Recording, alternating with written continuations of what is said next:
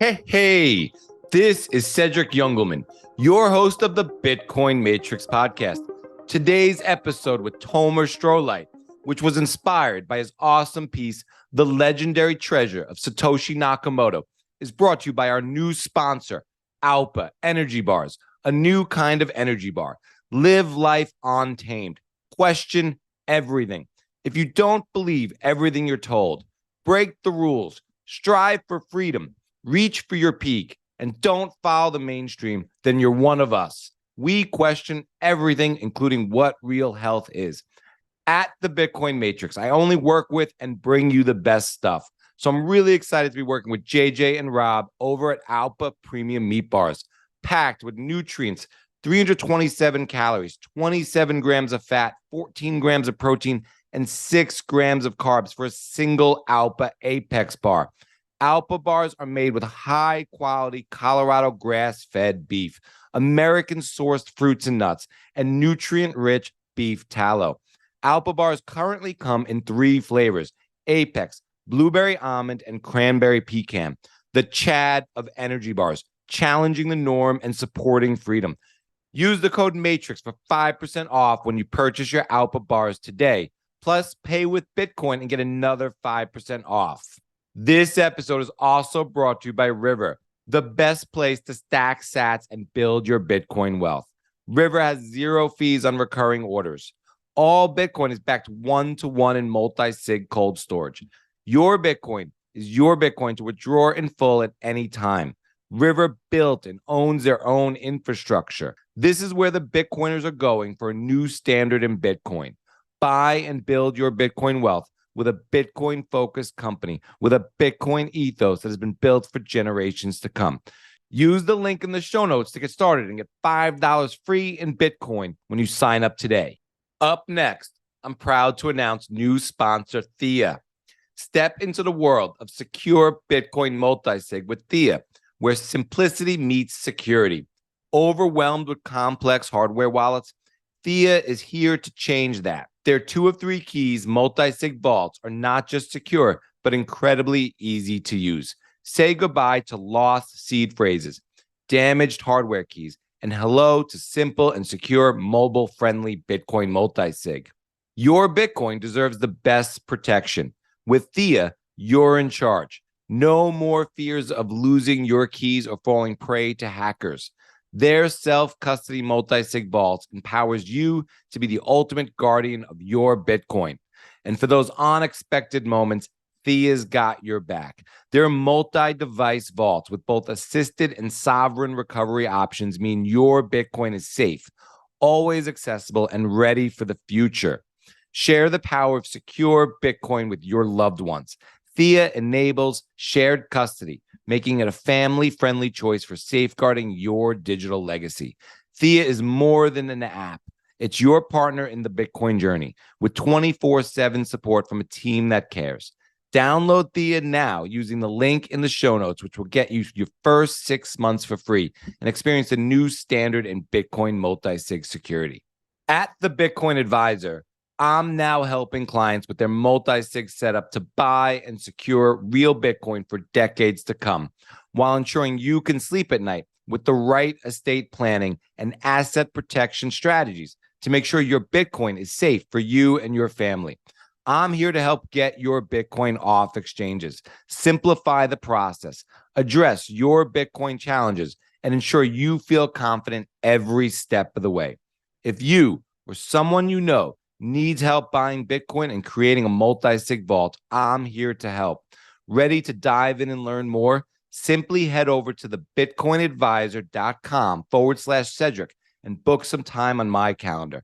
I'm more than happy to hop on a call and see how I can help. Hodler's Official is the Team Bitcoin merch and memorabilia company for Bitcoin's biggest fans. Their first Team Bitcoin jersey collection is appropriately named the Genesis Collection, commemorating January 3rd, 2009, the day Satoshi mined the Bitcoin Genesis block. Featuring the 09 number on the back with Satoshi on the name bar, this is a limited edition set. Only 2,100 jerseys from this Genesis collection will ever exist. You may have seen them online or at a bunch of Bitcoin conferences this year. Super high quality, sharp design, fits nice and true to size. Great gift idea for your friends and family that love Bitcoin. They also do custom specifically for Bitcoin companies. If you have a Bitcoin company and you are thinking about what to get your staff for Christmas, this is an awesome gift idea. They will work with you on design, pick your material, and make sure they are delivered on time. Go to hodlersofficial.com today and get your team Bitcoin gear. Use code MATRIX for 10% off your entire purchase. This episode is also brought to you by new sponsor, the Florida Beef Initiatives, where the richness of Florida's ranching heritage meets the unstoppable force of Bitcoin. With the visionary partnership of Circle 6 Ranch and the wisdom of Leonard Horak, the Florida Beef Initiative offers you a taste of Beefmaster Black Angus beef that's grass-fed, antibiotic-free, and steeped in tradition. Collaborative to the core, they're proudly partnered with the Beef Initiative and Bitcoin Bay to enrich local economies and revolutionize food supply chains. Pay with Bitcoin and invest in community with every succulent bite.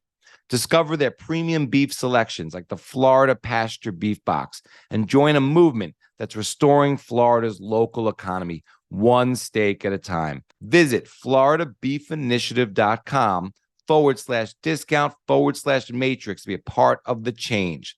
Link for a discount can also be found in the show notes. The Florida Beef Initiative and the Bitcoin Matrix, energy secured with exceptional flavor.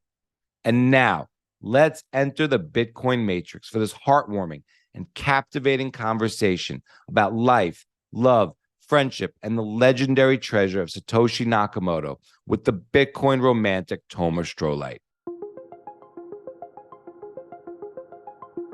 What is real? How do you define real? You can't jump into cash. Cash is trash. What do? You get out.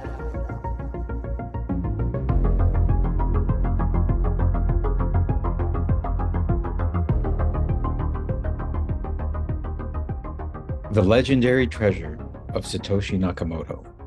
Prologue. Bitcoin is spiritual awakening. Money has not generally been regarded as having anything to do with journeys into the non-material realm of the spirit. It is generally believed to belong to the material world. It can buy certain things, but it cannot buy friendship, love, intelligence, or the answers to deep and eternal questions about the mysteries of the universe. In fact, money is accused of leading people away from these. This, however, takes us to the curious matter of Bitcoin. In 2009, a brand new form of money was created and released to the world. It was called Bitcoin. It went on to become the fastest asset in the world to reach a $1 trillion valuation. It garnered the attention of the entire financial world. Impressive, but not spiritual. Apart from that, though, quite unexpectedly, many people who study Bitcoin discover that it arouses within them life-altering spiritual journeys. When so few things in this world inspire such experiences, including many of the things that promise to do so, why does Bitcoin do this without making any such promises? Our search for the answer to this question begins at the beginning of Bitcoin's story. It is a story unlike any other. Tomer Strolight, destroying the lies that imprison people, editor-in-chief at Swan Bitcoin. Welcome back to the Bitcoin Matrix podcast for the sixth time. How are you, my friend? I'm good. I'm excited that we're discussing what is probably my favorite piece that I've ever written. Yeah, and maybe even maybe the most read piece you've written. Yes, and it also happens to be the world's favorite piece that I've ever written. So we're aligned on that. So what makes it your favorite piece? When we get to the end, I'll let you know. I'll reveal it. It's very much the ending, but it's the process of the whole thing. I feel this piece came in a way as a climax to a lot of the writing that I'd been doing It synthesized and integrated a great deal of my journey, my personal journey, and the reaction that it received from audiences showed me that many people were on the same journey and that they were appreciative of the fact that I had managed to put into words what was ineffable for them, what was beyond words, but quite accurately captured here. Well, it's a tremendous piece, and I guess I'll save some of my questions around the whole piece and sort of that precede the piece for later.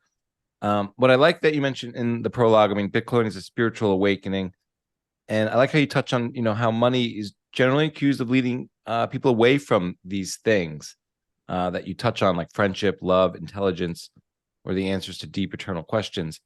I like how you mentioned how when so few things in this world inspire such experiences, including many of the things that promise to do so, why does Bitcoin do this without making any such promises? And kind of gets into promises as well.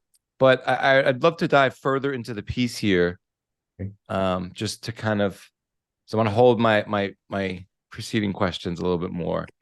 Well, so let's dive in then. Yeah. Part one, the mysterious appearance and disappearance of Satoshi Nakamoto. Everyone loves a good origin story. Some are true, some made up, and some a mix of the two.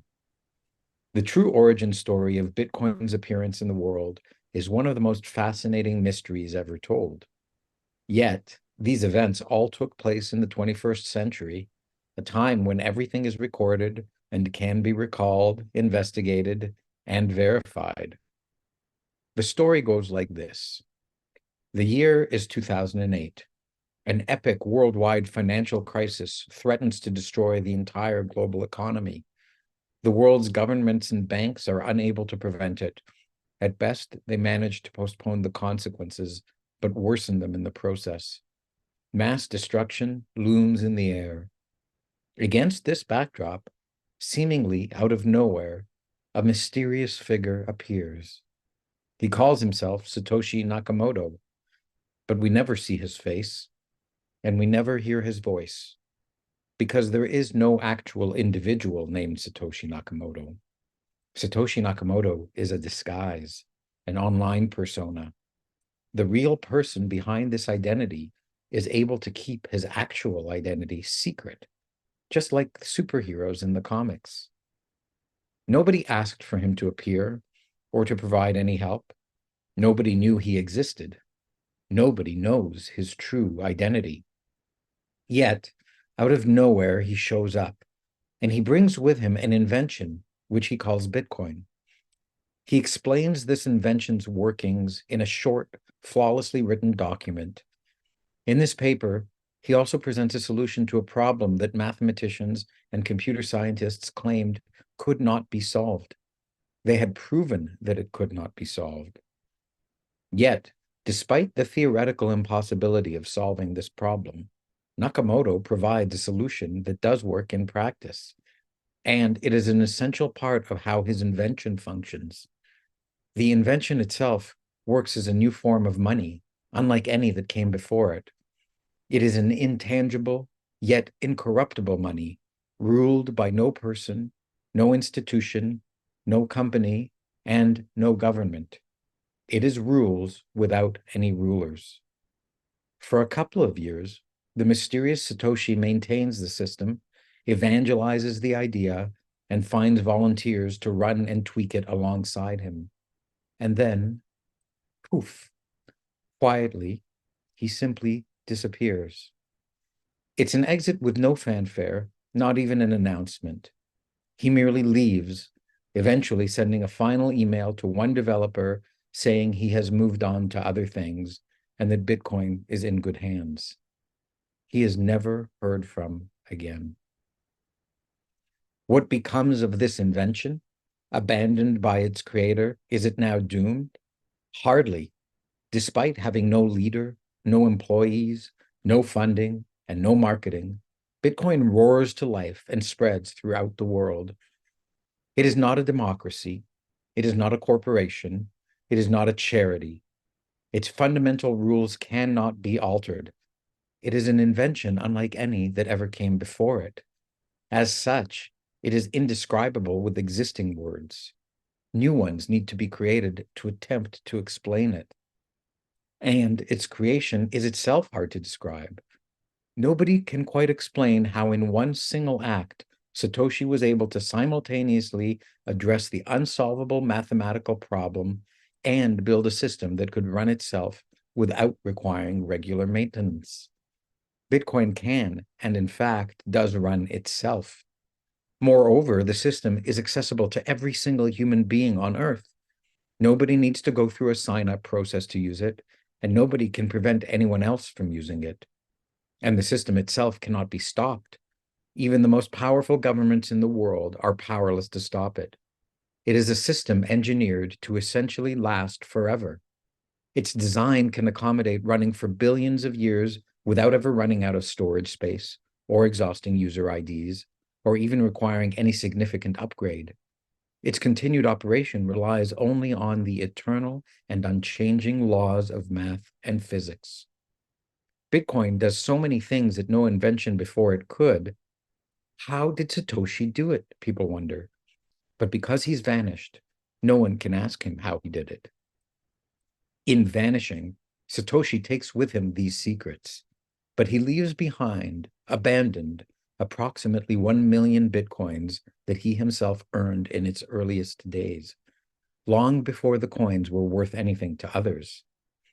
We cannot ask him why he invented Bitcoin, how he remained hidden, why he disappeared, how he came up with these ideas, or where he found the strength to remain hidden after his disappearance, either at times when Bitcoin was being attacked and looked like it needed his help, or when his million coins reached a value of $1 billion and then $10 billion. We can only ask ourselves questions about Satoshi. What kind of person was this mysterious creator of Bitcoin who solved a problem thought to be impossible to solve, who kept his identity hidden from every single person and agency in the world, who built an unstoppable and indestructible system, and who mysteriously vanished and turned his back on extreme fame, power, and fortune, the rewards so often sought by so many? There are more questions about Bitcoin's story than merely those about Satoshi. In our modern world, we have been raised to believe that nations and large corporations are the world's most powerful entities. Yet, while many of these have opposed Bitcoin, seeking to ban, destroy, seize control of, or compete with it, none have managed to do so. How does Bitcoin survive despite having so many powerful enemies? Why are they its enemies? Why have some changed their views to become its allies? Why have so many people become believers in Bitcoin as a solution to many of the world's problems? When we hear this story, we must remind ourselves that it is not a story distorted by thousands of years of history, by changes in languages, by a lack of physical evidence to support it, or by any of the other obstacles ancient myths suffer from. It did happen, and it is in fact continuing to happen before our very eyes. There are already many exciting chapters in Bitcoin's short story. Consider the episodes where nations like China, Turkey, and India outlaw it, or when in America, powerful politicians seek to ban it. There's the attempts by leaders of financial institutions to use their authority and influence to harm and discredit Bitcoin. Yet Bitcoin survives all these attacks. It is made stronger by them. The battles do not end there. The heads of the world's largest banks take note of Bitcoin. They laugh at it at first, then they vilify it. Then they welcome what they think is its underlying technology. Slowly, they begin to accept it, but remain cautious. Huge corporations like Facebook attempt to create substitutes, mustering their huge audiences, capital reserves, and reputation. They fail.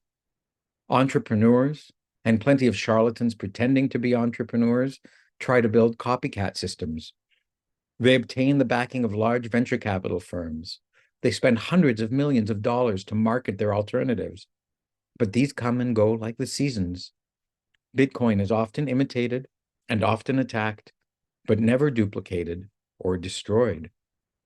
Were it not for the fact that Bitcoin's origin story is fully documented and so thoroughly and provably verifiable, critics could easily dismiss this story as an unsubstantiated myth, given how many attacks Bitcoin has reportedly survived. This story awakens the human spirit. What makes this so extraordinary is that this is a story that flies in the face of many widely held beliefs. This story dispels the belief that we cannot solve problems that experts, scientists, and mathematicians claim to be unsolvable. It erases the belief that a person cannot maintain their privacy or keep secrets. It eliminates the belief that it is only fame, fortune, or power which motivate people. And it invalidates beliefs that nations and corporations are all powerful. All these beliefs are, by this one story alone, completely shattered. We are left with the realization that it was those old beliefs we held that turned out to be the myths. This story of Bitcoin's origin destroys beliefs so widely held in our present culture that not believing any of them could be considered by many a sign of insanity, or at the very least, a sign of being hopelessly unrealistic. After all, if you disagree that people are driven by greed, whether for power, money, or fame, you are deemed so foolishly naive that you must be stupid. If you believe you can create something worth hundreds of billions of dollars that the world's most powerful governments and armies couldn't stop, you'd be labeled delusional. If you claimed you could do this while being left completely in peace, out of the prying eyes of the media, investigative agencies, and countless others, most would say you were completely ignorant of the facts of reality. And yet, Satoshi showed all of these things were actually possible. The truth of this story forces us to accept that it was our beliefs that were false, and that such ideas as these are not in fact false and insane, but true and attainable. What are we to do then? It is said that nature abhors a vacuum. When something vanishes, it must be replaced with something else. This shattering of old beliefs, then, is the entry point to a new worldview. Seeing that our previous beliefs were false means we must erase them from our belief system. But we cannot leave blankness and emptiness where they once stood in our minds. We need to replace them. The telling of the story of Bitcoin in shattering old beliefs thus reveals the entry to a new world of beliefs which replace the old and cynical ones it erased. Even more importantly, it causes us to ask what the implications of those new beliefs are. New questions arise, such as, since expert proclamations may be false, which ones in fact are? Should I strive to maintain my own privacy? Can I too avoid being controlled by corporations and governments? What are the things that I value over money, power, and fame? As may be obvious now in retrospect, the best way to initiate a new spiritual journey is to erase old beliefs that no longer stir one's spirit, which maybe never did. And since this is what the true story of Bitcoin actually does, it is not surprising that many who hear it embark on a spiritual journey, one which involves asking questions like, where does power really rest today? What else might I believe that is false? What might I be able to accomplish that I thought was impossible? What might others be able to accomplish that we have been told was impossible? What might actually be possible? How might the world be different if we do these things? Entering this rabbit hole, as it is known, now freed of those previous constraining beliefs and assumptions, is the moment of spiritual awakening for many. Satoshi's story, being a true story of hope rather than a mere fictional one, rids many people of the idea that hope is just wishful thinking limited to the realm of fiction. It shows unequivocally and provably that extraordinary feats can be achieved even by a single individual. Armed with this belief that many more things are possible than previously thought, the incentive to dream and to hope and to work and to work to make those hopes and dreams come true in reality is ignited. What a setting. What a beginning of a story. Before we get into this chapter directly, kind of in the prologue, what I found was profound was just kind of thinking about friendship, love, and intelligence and how it relates to money. And thinking about money in that sort of measurement way or competitively or whatever. I was raised where money is kind of a secret. Meaning, you talk about money in terms of what you should or could do with your actual money with only people who really understand your whole picture. And I always get frustrated when people say, how much money do you have, or ask kind of inquisitive questions, or tell you what you should do with your money. And I'm just saying general conversation, not people saying it to me. Mm-hmm. Because I always like, how do you know what this person is? You don't know what their assets, their liabilities, their emotional relationship with money is. Mm-hmm. But when this subject comes up, I think it's very taboo in our culture. But I think it also is this weird measurement of intelligence, whereas like you think, oh, this person has a lot of money. They're probably intelligent about money related matters. Or people might say, well, rich people are all greedy and, it has nothing to do with intelligence. And this person's going to give me advice about money and I'm not going to listen because I don't want to be a greedy person. Or, money comes up, you mentioned love. I mean, in relationships, not just with a spouse, but with a parent or a child or a cousin or friends. Yeah. You might not know someone's whole situation, but you're kind of like, hey, you might want to do something about, your massive debt or something, regardless of what your balance sheet looks like. Mm-hmm. But, Bitcoin is weird because it's like a silver bullet in the sense that I don't think that there's any real financial advice you could give somebody that would be intelligent or appropriate for everyone. But I feel like almost everyone could incorporate Bitcoin in their lives in a rational, intelligent manner, and it would probably be useful for them in many different ways, even if they used it as a way to account for their time. I think a lot about just like unit of account, but not just your money, but how you account for your own time and that relationship to money. So you make X dollars an hour, but maybe thinking about it like in terms of sats per hour. Yeah. Or, how to, and we get into that a little bit further. So I'm kind of curious what, because you included it in the prologue, so maybe what your thoughts are on that. It's a long lead-in of a question Mm-hmm. that you asked there, Cedric. Yeah. I agree with you. I think money is this vast topic. It plays a part in all of our lives, and we don't want to talk about it explicitly because we sound crass or greedy or single-mindedly distracted about money if we start to talk about it. So it is a taboo subject in many ways, even though it's present everywhere. It's probably more taboo than to talk about sex, to talk about money, and to talk about, and it's as controversial, right? Whether it's a good thing or a bad thing, or only good in certain contexts, or evil in other contexts. And so we go through our lives like sex, wanting money, but also being timid and shy about how much we talk about it. And we try to, some of us try to show off signs that we've earned it.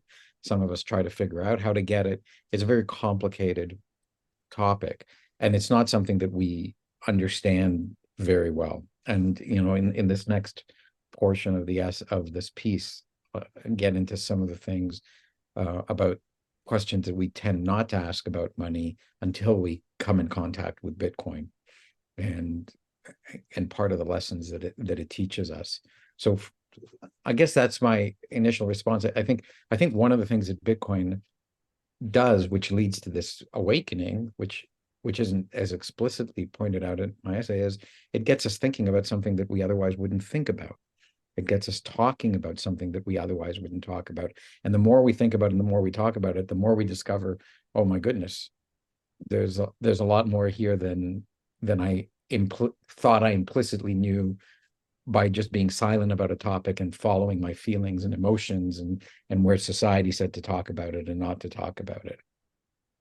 I thought that was really interesting, what you had to say there, adding to the conversation. I just think that, just the way you kind of captured how taboo it could be and how sensitive and delicate. And you know, it's interesting. It depends on the crowd.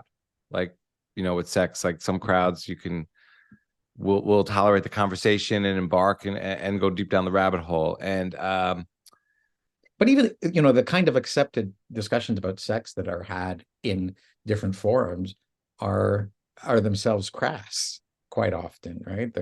They're not about the sensuality and love. They're about the conquering or the scorekeeping or the, you know, keeping track of how many and what you've done. And so it's not the actual loveliness of it is quite often a taboo subject and amongst many. So I don't want to turn we're talking about Bitcoin and money here, but we will turn to other spiritual matters, and I think that's when we get there, maybe we'll see if we open up that can of worms. Well, I want to turn to the origin story. Yeah. And, you know, one, there's sort of the 21st century inexplicable nature of the origin story. Mm-hmm. You know, where everything is recorded, recalled, verified in this era, investigated. Yeah. And then there's sort of when you were reading the piece, the Batman or the Superman or the kind of 50s through the 80s comic book nature aspect of the story of the mysterious appearance. Yeah. Not just in terms of how it's pulled off, but just the immaculate appearance or not conception in the biblical sense, but in the person just appears from outside the realm. Yeah. And I think a lot of people dream about being Clark Kent. You know, so maybe you don't know you're Superman, but you dream about one day you're going to walk into a phone booth and be Clark, you know, Kent and come out Superman.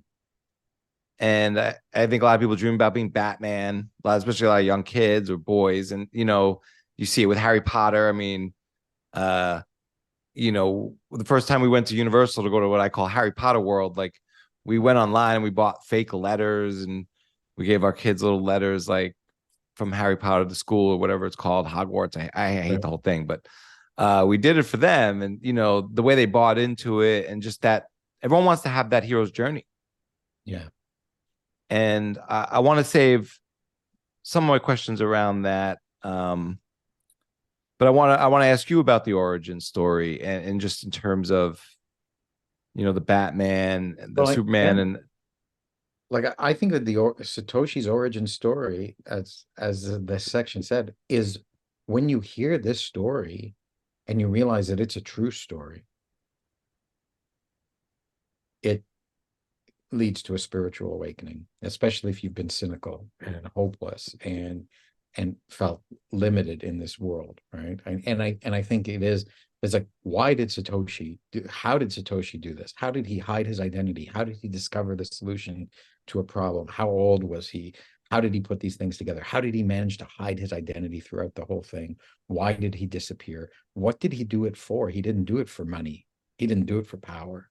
He didn't do it for fame. What was his motivation at the end of the day? It's such a heroic accomplishment on so many levels, right? He managed to evade the evil forces of the world who would have prevented him from giving this gift to the world. He did it despite the fact that nobody knew that it was a gift to the world, that many people might have believed that what he was doing was in and of itself evil, but he knew it was good and he persevered through it, and he knew he had to hide through it. So he figured out how to hide. He just figured out all these different things that he had to do, including that he had to disappear for the sake of the success of this thing that he was working towards. And it's a true story. It's not a legend from ancient Greek poetry. You know, it's not something that we can't verify. It really happened recently in the world that we're living in. And this is why I say, when I sat down to write that down, like, why am I having a spiritual awakening? Why are so many people that I'm speaking to having a spiritual awakening? And I just went through my journey. It was like, the more that I heard this story, and you don't necessarily hear it all in one sitting. You know, first time I heard about Bitcoin, someone said, you know, have you heard about Bitcoin? It's this internet only money. You can't touch it. It only exists on the internet, that was invented by some guy who nobody knows who he is. And he's disappeared. interesting, very, really tickles the curious bone. But I didn't know that he had invented it, that it was deemed impossible to invent by mathematicians and computer scientists. I didn't know that he didn't keep any of the money. I didn't know that he had any of the money. I didn't know any of this stuff. I didn't know that it was unstoppable. I didn't know that governments would try to fight it, or the corporations would try to copy it or take it over.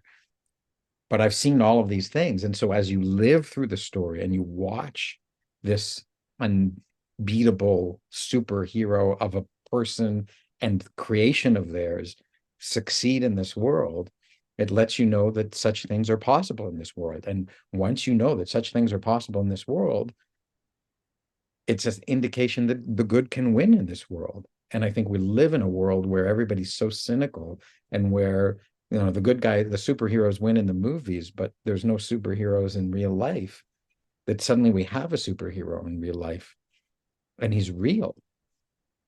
And he shows us that we can achieve greatness. And so this is why Bitcoin is hope, right? It literally is. It's a physical manifestation of hope, that we can create things that are flawless and perfect. And we'll get into more of those details in later sections of this piece for sure. But I think this is the beginning. Once you hear this story and you validate it for yourself and you gather all the information and you demonstrate to yourself that Bitcoin is unstoppable and that Satoshi really has disappeared, but he really did exist, and that it really works the way that he said it did, and that he kept his identity hidden, like all of these moving pieces. It's an amazing story, and it's a story that stirs the soul, not just because it's a beautiful story, but because it's also true, right? And so much, we look to literature and art to stir our souls in all these great heroes' tales, but the story of Harry Potter isn't true, right? The story of Superman isn't true, but the story of Satoshi Nakamoto and Bitcoin is true, and it's just as soul stirring, maybe even more so than those other stories. Yeah, fair enough. But I think the reason those stories stir the soul is they help, I think, especially for myself as a young kid, kind of making a mental model about morality and value, fame, fortune, and power. Sure. Yeah. And you start to imagine, is it possible for yourself to be that good, that powerful, and benevolent? Yeah. And what it's also interesting, though, about you write Satoshi Nakamoto is a disguise, an online persona. And that adds a very interesting 21st century twist that, Batman and Superman didn't have. I mean, Batman, they both put on costumes, Yeah, and could be, the best version of themselves. But, you and I and everyone else online has a persona. And it can be, their best or their worst attributes. It could be a mix. You get to curate it. It could be edited depending on what media it's in. But no matter what, no matter how unfiltered it is, it's never going to be a complete picture. sure. And, you could share the best attributes of yourself, or, and then that wouldn't be a false presentation of yourself, but it's definitely curated. And you could even choose a disguise online. You can be a pseudonym, you could be anonymous, you can be completely disguised, and present yourself as something very different than who you are. So you could even, some people might be virtuous most of the time and present themselves as virtuous 100% in this other persona, but you could be not virtuous and present yourself as virtuous, or not crass and present yourself as crass. Right. So that's kind of interesting that Satoshi pulled this off so completely. But it kind of, and what I found interesting here is that you mentioned, you linked Satoshi's achievement to hope, because I think a lot of people look at Bitcoin as hope before they even hear about the story. It's financial hope. It's I'm going to throw a lot of money on black. I could buy this thing. Is the same reason a lot of people shitcoin, right? So there's a lot of speculative hope on Bitcoin too, that might precede other kinds of hope that Bitcoin can embody. Yeah, Bitcoin is this reverse trap. Like so many of the things in life are traps. They lure you in. They say, "Come get rich quick," and they steal your money and they shatter your beliefs in the world, and they make you wonder if you're a fool, and they make you hate other people. Bitcoin does the opposite thing. It lures you in to your baser instincts. It's like, oh, you want to get rich quick, you know, here's something that you might get rich quick in, but you come in with your cynicism. And the more you study it and the more you look at it and the more time you spend with it, the more it does the exact opposite of those other things. The more it builds your hope in people, your hope in the future, your confidence in truth, your belief that morality can win out over immorality. I think that's where this transformative spiritual orientation takes place in the story of Bitcoin. And it's why you see Bitcoiners as very hopeful. Bitcoiners are not the only people in the world who believe in hard money. The gold bugs are, but the gold bugs are by and large not hopeful people. They foresee a collapse of civilization. They think the electricity will go out. You know, this is their criticism against Bitcoin, right? What happens when all the electricity goes out? I can still move around with my gold coins. Well, you know, 7 billion people die is what happens when the electricity goes out, because we need energy to be working in order to keep our food fresh and to transport it and to grow it and to cultivate it and all this stuff. So Bitcoiners are filled with hope, and other hard money enthusiasts are filled with dread, which is ironic because they understand the economy, but they don't see a way out. They see a way to collapse, and they expect to be the last of the survivors in what, if they have to admittedly confront, is tremendous human holocaust if society does crumble. So we've got this thing that drives us towards hope because we see the success of it. We see the alignment of it with telling the truth and doing that which is good and being, you know, and being honest and productive and truthful. And I think that this is what Satoshi personified, and what his invention, Bitcoin, also idealizes. Right? I would say personifies, but it's not a person. But it is it's an ongoing process of verification of truth, of doing genuine work that's valuable, and being secure, and being consistent, and treating everyone equally, and giving equal rights to all in its system. So it is this hope generating machine at the same time as it is a ledger of keeping track of money. Thinking about a hope generating machine, I think of other, you know, movies like Willy Wonka. And I think a lot of people see, you know, Bitcoin as like a golden ticket, especially, you know, the earlier you find it. Yeah. And, but it also, you know, kind of this mysterious appearance alongside, you know, the incredible Vanishing Act. You know, it also makes me think of other sort of Hollywood movies that, you know, revolve around the CIA or the NSA or Ocean's 11, you know, the team that comes together and puts this together, and it's the incredible crackpot team, and no one could do it but these 11 guys and girls and whatever, and they're the only ones that could show up, appear out of nowhere and disappear and pull it off. And it makes me wonder, though, like, honestly, in this era, no jokes aside, I mean, could this have been something like the NSA or some sort of agency? I don't even mean three people, but like a coordinated, you know, assignment. Because of just how impossible this is to pull off. That meaning that, you know, maybe hundreds of people know who Satoshi is, but they're on the project, and or dozens, whatever it is. But like, you can't, you know, it's almost hard. Like, which would be harder, to keep it secret amongst, you know, 37 people, or to actually pull this off and fully be able to escape the tentacles of the CIA, NSA, Mossad, you know, MI6, whatever, all of it, and even all the nefarious. Think about just any underworld gang or organization that has, you know, capabilities financially, militarily, energy, whatever, to go after, you know, this honeypot, essentially, or find out what they can get out of it. It wasn't a very valuable honeypot while Satoshi was still around. I think Satoshi flew in under the radar. The invention wasn't appreciated at the time that Satoshi was still around, and he disappeared as soon as it started to get attention. You know, it was as soon as a presentation was about to be made to the CIA that's about Bitcoin that Satoshi disappeared.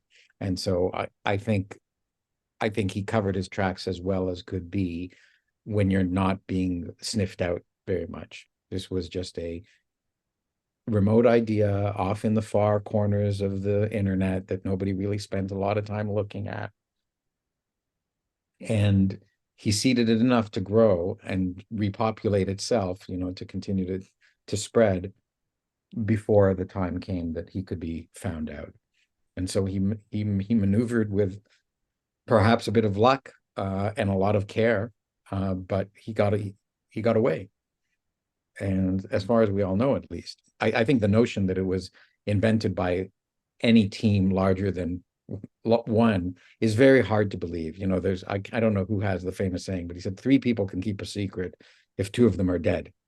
And it's kind of telling. It's like secrets are very, very hard to keep. If there were 100 people involved in Project Bitcoin and Satoshi to create this one persona of Satoshi, there would be a lot more inconsistency. They would have stumbled up and the story would have leaked.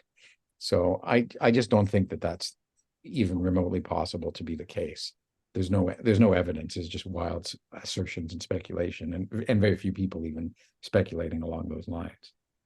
Speaking of very few people, then, what's just so hard to fathom is for a short period of time, the world had access to Satoshi. Yeah. In a curated manner, maybe. Emails, whatever, bulletin boards. Yep. But, I mean, there could have been more questions asked, even if they were dismissed. Mm-hmm. I guess it wasn't was it podcasting? But I think someone could have asked him to go on a podcast. We never heard his voice. Right. We never heard his voice. Never saw his face. It would have been interesting if it was in the podcast era. And I think podcasting was definitely around then, but like maybe not as popular. But maybe Satoshi would have been able to put his voice through a voice box. Satoshi launched Bitcoin in a narrow window of time that was after the internet existed, when there was a financial crisis, before there was podcasting and an expectation that he would come on, on podcasts and all this stuff. And disguise his voice through a voice box. He launched it on the day that, it said, Chancellor on brink of second bailout for banks. He managed to have it right at the right time in history. All the stars were perfectly aligned. He took advantage of that and then disappeared. So again, in retrospect, it seems like a fictional story. Are we living in a storybook? No, we're not. And yet everything lined up perfectly here, which again suggests you may get luck on your side if you do everything else right. Talking about doing everything else right, I find, in the origin story of Satoshi, I think certain characters are not forgotten, but they're less remembered, like Gavin. Mm-hmm. And, Gavin, what is it? Andreessen? I say his last name. Yep. Andreessen. And, he could have went down and could be, right now. And I don't want to make this sound religious because I don't think this should be viewed through the lens, but he could have been like, quote unquote, the number one disciple. Right. Like he could have just wore that hat without even backing it up, without even doing any more work. He could have rode that into the sunset without even knowing what, like literally could just be like, hey, if this thing has 10% of the chance that we all thought it had in 2009, 10, that I just stick with this as a moniker, hang my hat on this. And if it does go anywhere, I will always be the guy that this was handed to. Right. In a way, and not handed to in any sort of has control or in a way that, but a lot more control then with the tinier network and influence and all of it, and could have stayed on the good side of all of that and all the goodwill that would have brought and all the riches. And I don't even mean riches in financial form, fame, power, and eschewed it, and in a lot of ways, I think not just sort of sidestepped it or, faded off into the sunset and enjoyed their lives, but like chose a very dark and different path, or dark being my words, but like that I would see as a traitor to the cause. Yeah. And gave up all the goodwill, all the credit. Yeah. And probably even made terrible financial bets if did anything like what their actions represented. Yeah. But who knows? And who cares? But the point, like, it's just so interesting to think about the people who early on did have access. Well, had the opportunity to like get answers and ask questions, and then made the choices they did. Yeah.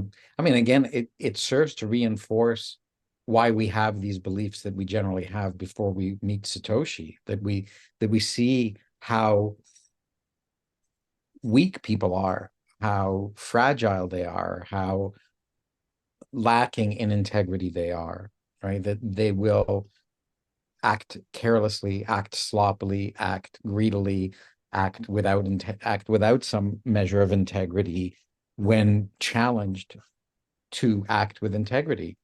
And part of what's amazing about this story is that the invention that Satoshi created and the process that it followed through had a check and balance against even that.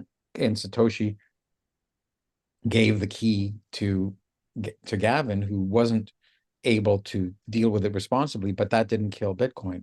So it's all again part of this story. Like Bitcoin, Satoshi is the creator, Bitcoin is the creation. The creator leaves creates the creation as well as he can, and then leaves it. And then the creation has to survive in a world still, for the most part, filled with flawed people, not necessarily evil directly, but yes, evil people come. It encounters evil. It encounters lack of integrity people. It encounters weak people. It encounters stupid people, and it survives all of these things. And part of what we get at here, it causes a spiritual awakening in others, and it builds within them intelligence, integrity, friendship, love, honor, all of these other things that we're going to get into over here, and how it does it. And so that's part of this remarkable transformative power that it has. It doesn't instantly cure everybody, and it also doesn't need everybody to be good and perfect in the first instance. It just rewards those who are and punishes those who aren't. Kind of along those lines, when you think about other characters in, I hate to say human history, but like I'm talking about like Bill Gates, Steve Yeah, Jobs, Mark yeah, Zuckerberg, yeah, Jack Dorsey, Jeff Bezos, Henry Ford, whoever you want to throw out there. It's hard to imagine Thomas Edison, Benjamin Franklin, any of them walking away from the fame and notoriety of what they created, not just the riches. Maybe you could ascribe some of that to Dorsey, with some of the endeavors he's doing. But I think unlike the others, I don't think he had as much control and ownership of Twitter as those other people had at the zenith and peak, and the ability to hang on yeah, and not give up and do what they want with those platforms. But some of the drive, so much of the drive to take on these kinds of endeavors usually requires some sort of absolute zealotry. I don't even want to use the word greed. I'm trying to put it in a pot, not a pot, but persistent. All these things that just would not let you generally, ego. sure. Because for a lot of this, I mean, you build Amazon, and you could imagine. I mean, there were people who built McDonald's and sold it. There were people who built other things and sold it, and then there are people who built, Amazon. And you could say, okay, well, what more could you do? And it's like, well, we could do Amazon warehouse services. Did you think we were going to do that when we started? So there's always new challenges and new ways to sort of embark on bigger things within the project. I mean, Bitcoin, now has the Lightning Network, and I don't know if even Satoshi maybe knew there'd be layers, but didn't know how that would go, and maybe would have loved to be a part of that. And maybe one of the devs is Satoshi out there working on Lightning, trying to figure it out. But Yeah, but the not option take he bought himself. right, but doesn't get the resume when they come to the table. Now they're showing up and they're like, "Hey, I'm a Bitcoin core developer." And they're like, "Yeah, so get in line like everyone else." And you're like, "Well, would you like to see?" I can't tell you about my resume. The amount what you give up, is astounding, and what these other people did not give up. I mean, you can get into like people like Theranos and how much further it can go to acquire fame and fortune, and not walk away, and even risk jail to acquire those things. It's just really astonishing, the Vanishing Act, and Yeah, um what I also what here is very challenging is you get into how Bitcoin can, or this story dispels these wild widely held beliefs that, you know, you dream about creating something like this, and most people don't dream about walking away from it. Yeah. Um, There's a big picture that Satoshi had in mind, right? He wasn't out there to be famous. And that was presumed, right? He had a secret identity because he knew that he couldn't take credit for this, because he knew he was doing something dangerous, right? We live in a world where he had to put on a mask to give us something that would prevent the bankers from robbing us, right? He didn't put on the mask to rob the banks, which previous people did. He put on a mask to give us something that would stop the banks from robbing us. But he had to wear a mask to do it, because if he came out with his name, he could well have been arrested, you know, had this happened. So he knew he couldn't have the fame. And at the same time, he also knew that he'd have to surrender it also. He wasn't doing this for power. He wasn't doing it for money for himself. He was doing it to create this thing that was an interesting problem that he thought if he actually solved the problem, it could do the world a lot of good. And so that was his sole focus. And when he had done all that he could, he was done. And it had to be done in pseudonymity, right? In anonymity. And so that's what he did. And that's what makes it very unique. He didn't start this thing as a business to make himself rich. We don't know anything more about him. We don't know if he was rich or if he was just modest and humble in his means. We don't know if he maintained another job at the same time. We just know that he did what he did, and he did it quickly and really, really well and with perfect integrity. yeah, the way you just said it there. I mean, I always usually think of Satoshi as being sort of middle-aged and rich and doing this in their spare free time as a leisure project. But, you know, maybe it was a hacker. I mean, just a hacker, someone who tinkering away in their basement, maybe even a young person who didn't have a lot, or, you know, was maybe their parents had something and they could just live on not a lot. But, you know, I don't like the idea of Satoshi being poor now. If Satoshi's alive, and I don't think Satoshi's alive, but I don't like the idea of a poor Satoshi. I love the idea of maybe Satoshi mining under a different, you know, address, and that's unaware, or somehow, or bringing in prior money or something. I think it'd be, but that's what the act of the goodness and the kindness is. And so what I'm getting at there, though, so it's like you kind of have the rabbit hole, and you know, going into this Alice in Wonderland, it could be weird and disorienting and scary. But if you're going to go any further, you have to do the work. And maybe, you know, for Satoshi, it wasn't this wasn't a dream, and this wasn't what he wanted to do, but it was an obligation. You know, the idea struck, and saw what can be done, and just felt like obliged to do this, and had to get it out. Like maybe an author feels like they just have to write. You know, they don't dream about writing and having the book tour. They're like, this is what I got to put on the paper. There's a higher calling that was driving Satoshi, right? He was doing something that was his own spiritual awakening. It was his calling, his purpose. And so he did the thing that was his purpose, independent of what everybody else seemed to have as their purpose, which was ego gratification and wealth and power. Right. He was not after those things. He was after what his calling was. And so in looking at it that way, Satoshi you know, found his calling, and had to do the work. Right. And so found Bitcoin, really. Right. Like saw Bitcoin in the mind, the way, you know, I believe you create a house before you build it, or before you even find it. You see it. That's your creation. And then you go look for it, or you then build it. And Satoshi created Bitcoin, or found Bitcoin in his mind, and was like, oh shit, I got to do that now. Like, I don't have a choice.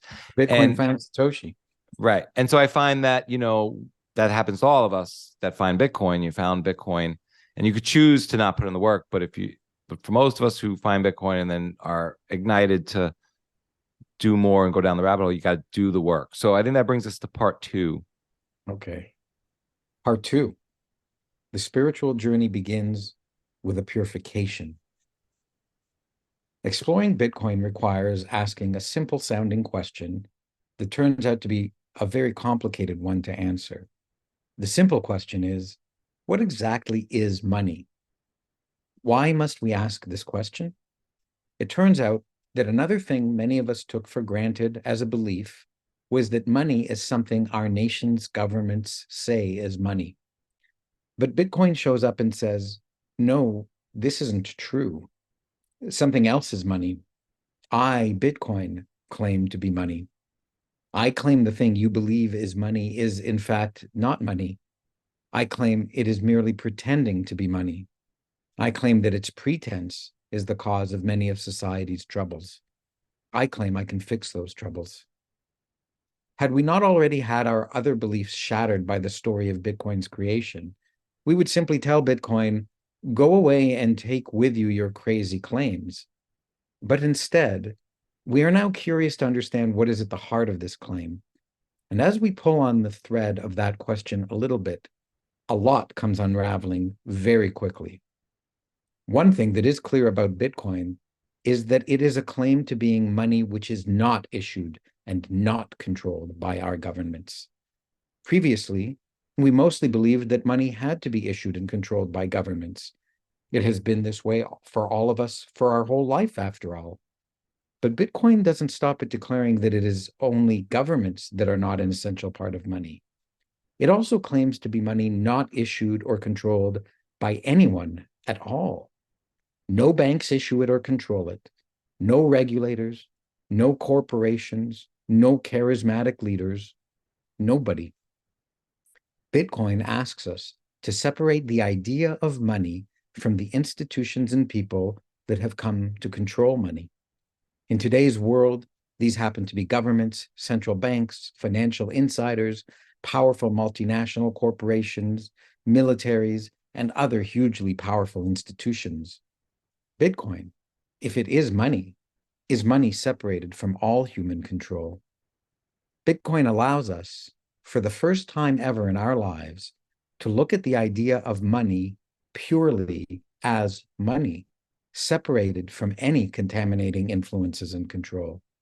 It cuts away the external and distorting influences upon money from the thing that money itself is. It allows us to look at money alone, in isolation, in its purest form, purified money.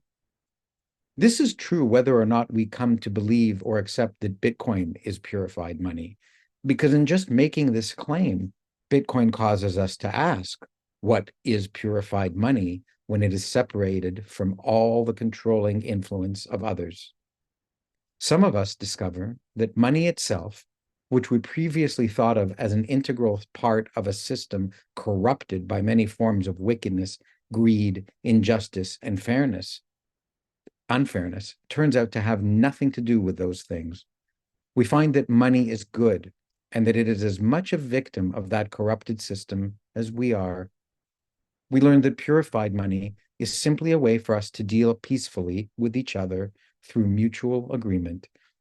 It simply lets us trade something we have, like our possessions, our skill, or our time, with other people in exchange for something they have, money.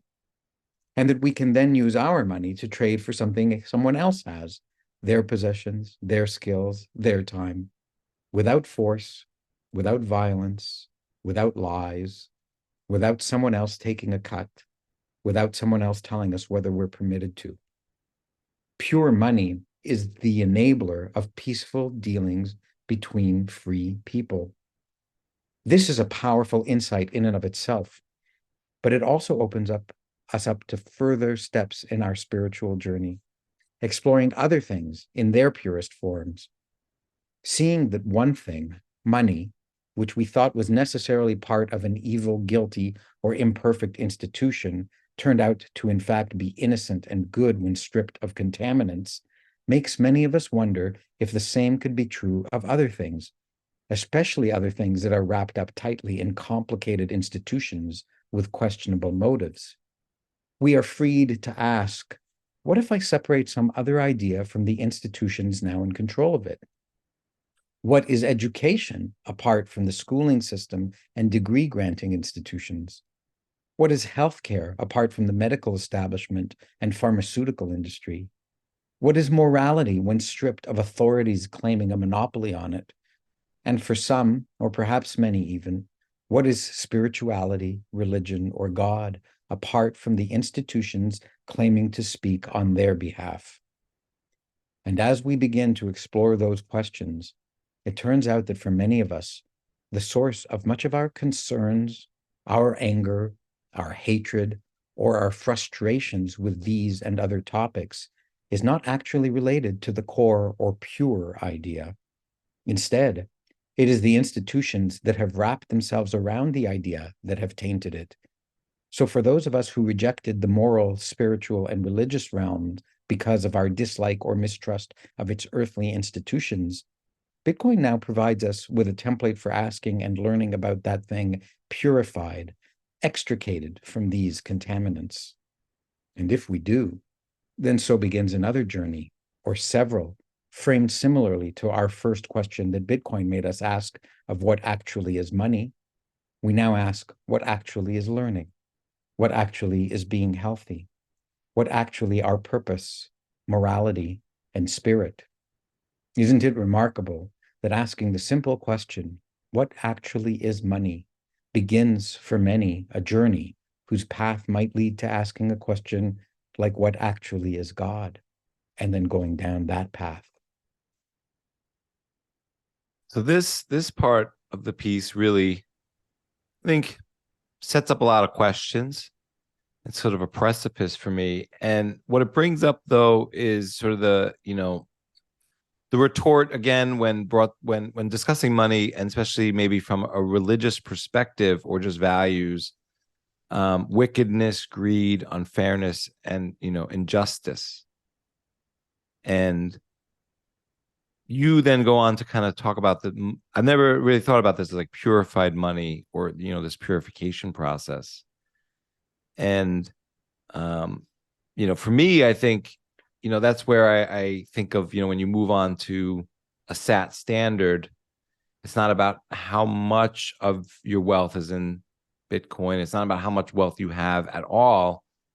It's about sleeping better at night. It's about from a lot of different perspectives, from risk management and eliminating the whole Wall Street complex in your mind and all of that, but really also from a moral and value perspective, fairness. So I'm kind of curious, kind of how you started thinking about money from a purified perspective, or how you kind of frame this up. Yeah, I think for me, the big breakthrough that began with money through the study of Bitcoin and opened up so many other avenues. And I think it's why you see so many Bitcoiners being interested in agriculture or food health or, bodily health or, medicines and pharmaceuticals, is there are institutions that claim a monopoly over things. The central bank, the government, claims a monopoly over the right to issue money. And it's like, how did they come to have this monopoly? Is it natural? Can money only exist when these things exist? And of course, the answer is no. People exchanged goods before the idea of government existed. There was always trade, and people learned before there was a Ministry of Education, or a Department of Education, national three-letter agency overseeing education. All of these things exist outside of those who now claim to speak on their behalf. And again, we've been raised in a world where we're told that's not the case. We're told the government decides what you learn for your own good. And trust me, they're the right, they know what's for your own good. And your doctors know what's best for you. And these pharmaceutical companies have developed the best medicines that can be developed. And none of that is actually true. And none of it is pure. Like if healthcare is the industry we're talking about, well, there's ways to care for your health that don't involve taking pills. Like again, this is not the only way to take care of your health. And you can take care of your own health without getting prescriptions from doctors. And you can make determinations about your health without seeing someone who has a university degree in administering healthcare. So this to me is the purity thing. And we'll talk more about it because there's another section on purity here in this essay as well. But pure money is not this thing that's covered up in greed with bankers and lawyers and administrators and all this stuff. Pure money is, as I said, it's something that we can possess in the use of exchange, of peaceful exchange with other people. It's the method by which people deal peacefully with one another in a productive civilization. And that's what pure money is. So we don't need all this other stuff to tell us that it's evil or wicked. The greed is evil and wicked, but the use of money and the money itself is not. And I think that's the lesson that Bitcoin shows you, that you can then take that lesson to all sorts of other things. The answers to all these questions are not exactly easy, but you need to ask, what exactly is this thing? And when you ask the question of purity, what you're actually trying to do is detach the thing itself from the impurities, from the contaminants. What are these things that aren't necessary, right? What is the thing in essence of itself, apart from the unnecessary non-essentials of the thing? And that, I think, is a big part of this journey that people embark on. It's many different journeys within the journey, because this spiritual awakening that Bitcoin elicits in people leads them on this path of trying to understand pure things so that they can move towards them more in their purity. And we'll talk about that in a later section of this essay, as to why people deem something that is pure to be better than something that is contaminated. Well, this brings me back to love, friendship, and intelligence. Okay. And, I think about those like conversations we have in college where you stay up all night, or in the kitchen, with when you get older, or whatever, you're hashing it out with people. And I felt like I've always been going down these rabbit holes and chasing answers and putting in the work. But I always felt like in these conversations, whether it's about history, economics, geopolitics, like you're trying to prove a negative. You're examining an elliptical curve with people through a conversation about where things are going to go based on first principles. And even maybe people who are critical thinkers, it's hard to think about all these things. And this feeling of like proving a negative, like, so you're saying like, if you're correct and this and this is going to happen, and this is the second order effect, and this is where we're going to be in 3 years, and people say you're crazy, and then 3 years go by and he's like, look, we're here now, and then they say, well, I don't remember having that conversation. But with Bitcoin, all of a sudden there was a scoreboard. Mm-hmm. And you could be seen as crazy. Bitcoin's was at 20,000, now it's at 3,000, you're crazy. And then you're back at 69,000, and then you're back at 15, you're crazy again, and you're back at 35. And over time, you're not proving a negative anymore. You're saying like, this thing is working. You can look at a log chart, you could look at it differently from a chart, but like over time, it starts to, if you're having a continuous conversation or dialogue with someone that you love, friend or family, they're going to see the board. And I find that also then brings credibility to other conversations. And so, but at the same time, to that person, you bring up this thing, we're free to ask. You bring up all these amazing questions. What if I separate other ideas from the institutions now in control of them? What is education apart from the schooling system and degree granting institutions? So once you prove, you're actually able to prove this negative, or prove something like Bitcoin, then it's like, there's a lot more work ahead. And that's scary to a lot of people. And yeah, but I don't see many Bitcoiners who are scared off of Bitcoin because they discover that they need to. No, I'm saying non-Bitcoiners, like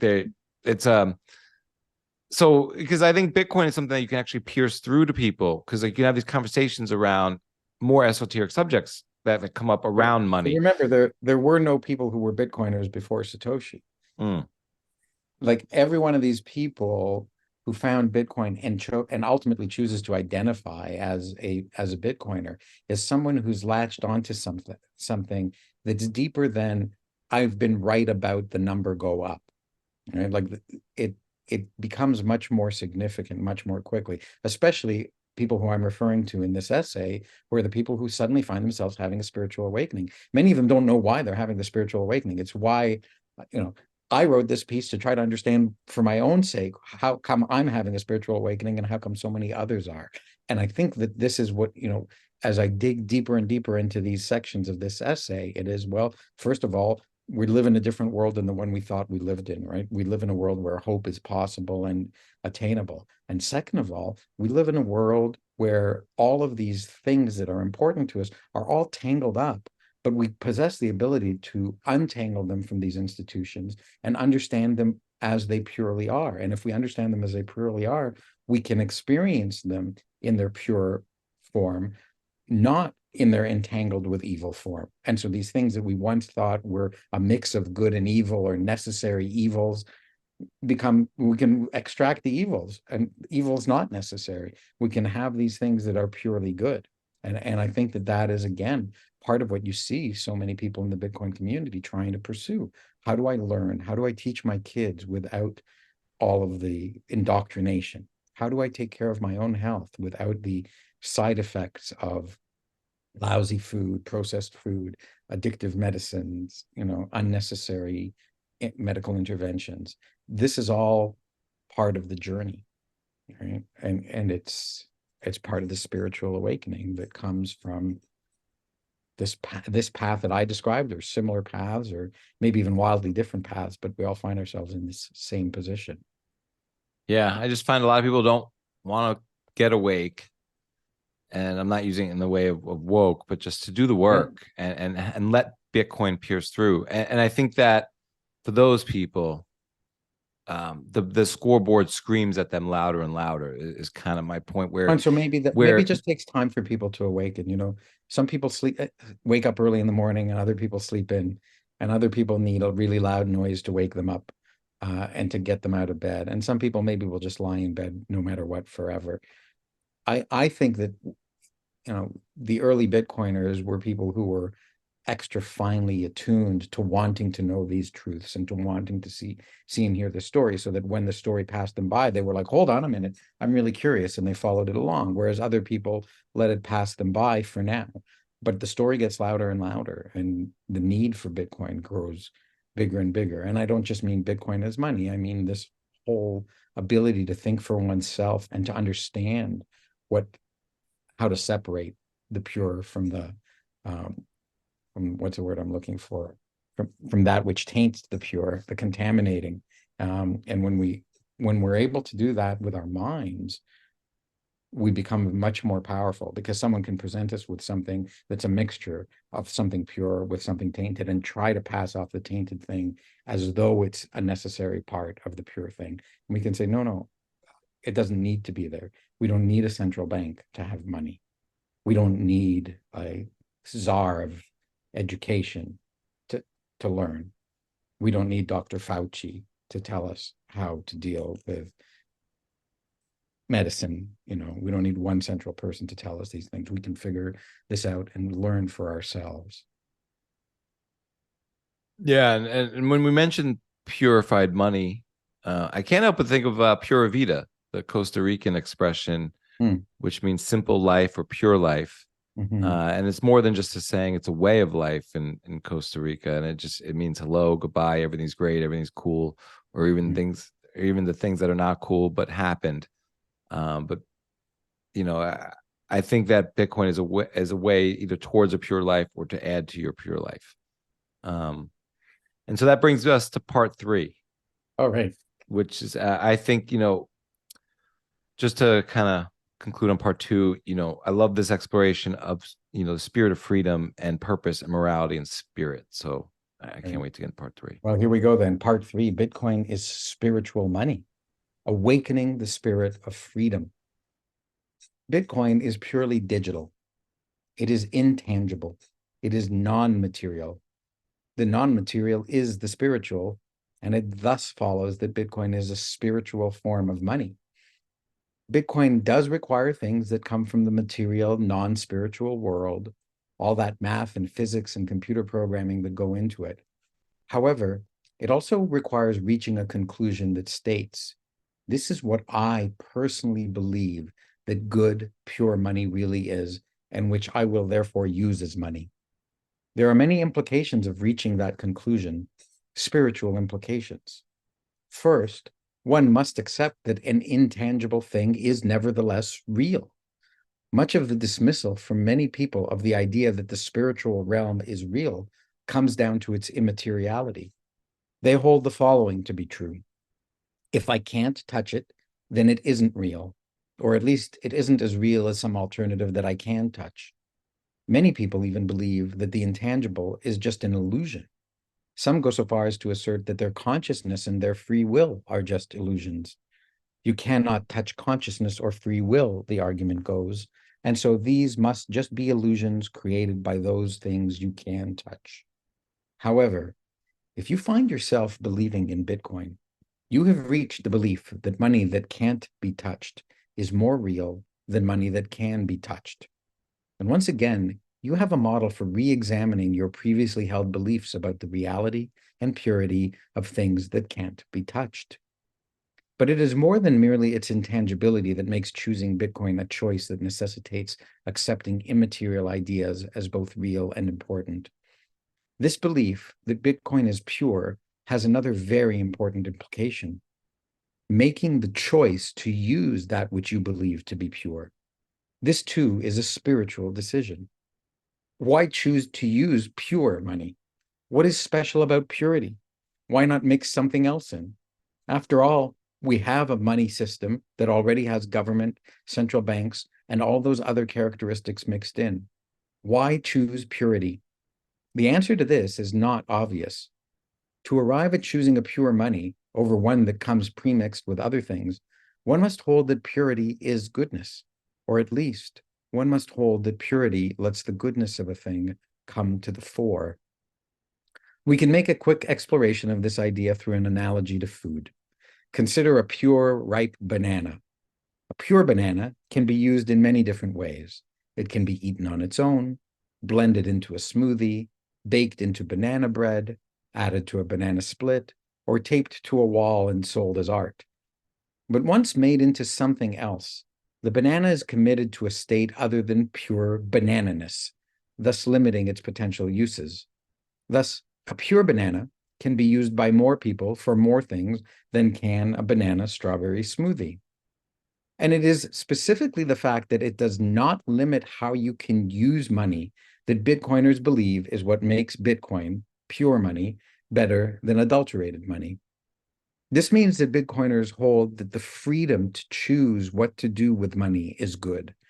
Bitcoiners have made a moral judgment on what freedom is, and they have a sense of what that means, that it means being able to make personal choices. Freedom is, of course, another spiritual idea. You cannot touch freedom. Yet, if you value pure money, you value money whose very use is the exercise of freedom. This brings us to another cliff where I feel like I'm thinking a lot about morality and judgment. And I think that this is where, when you're talking to people about Bitcoin, I think they feel judged. And I think that, and I think it might be, I think it's inferred or intuitive on their end, because what you're saying is you found this more moral thing and they're not using it. And I don't think people like to be judged or caught unaware, meaning, I didn't know that thing was moral, and therefore I'm not going to agree because you're calling me out. And I do think people love to judge, but I feel like I think when you talk to someone about Bitcoin from a moral perspective or why it's maybe better, I feel like they're being dressed down. I think that's how they feel. And I think that puts them in a defensive position. When you find yourself in a discussion of morality, especially some disagreement with somebody about it, the inevitable conclusion is that someone here must be acting immorally, potentially both of you. But if one of you disagrees with the actions of the other, and this is what the very next section of the essay is actually about, values and morals, I don't know if you want to read that first or speak on it. It's a short section, so we can jump into the next. I know I was kind of teeing it up, but it's just a really so I think we should read it first because it's just sure. The words will speak for themselves. Then we can ask those questions. But because it's a short section, part 4, the values and morals of a Bitcoiner. A spiritual journey almost always entails asking the question, what are the most important matters? That often turns our attention to morals and values. A moral action is something that someone considers acceptable behavior. An immoral action is an unacceptable one.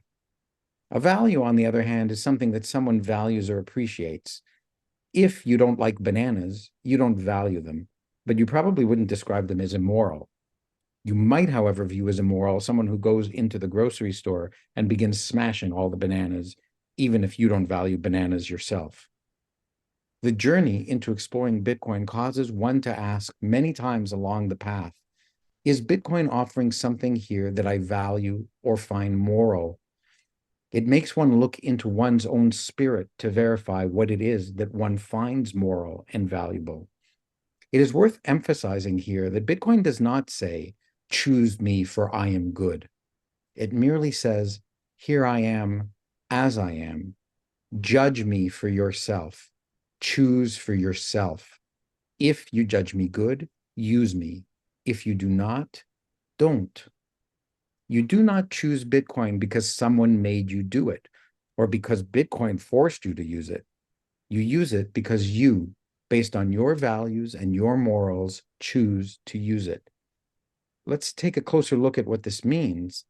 One early lesson along the Bitcoin learning journey is the realization that nobody can ever change certain things about Bitcoin, and that this means that never in the future will certain actions be taken, including actions that are taken all the time in our current money system.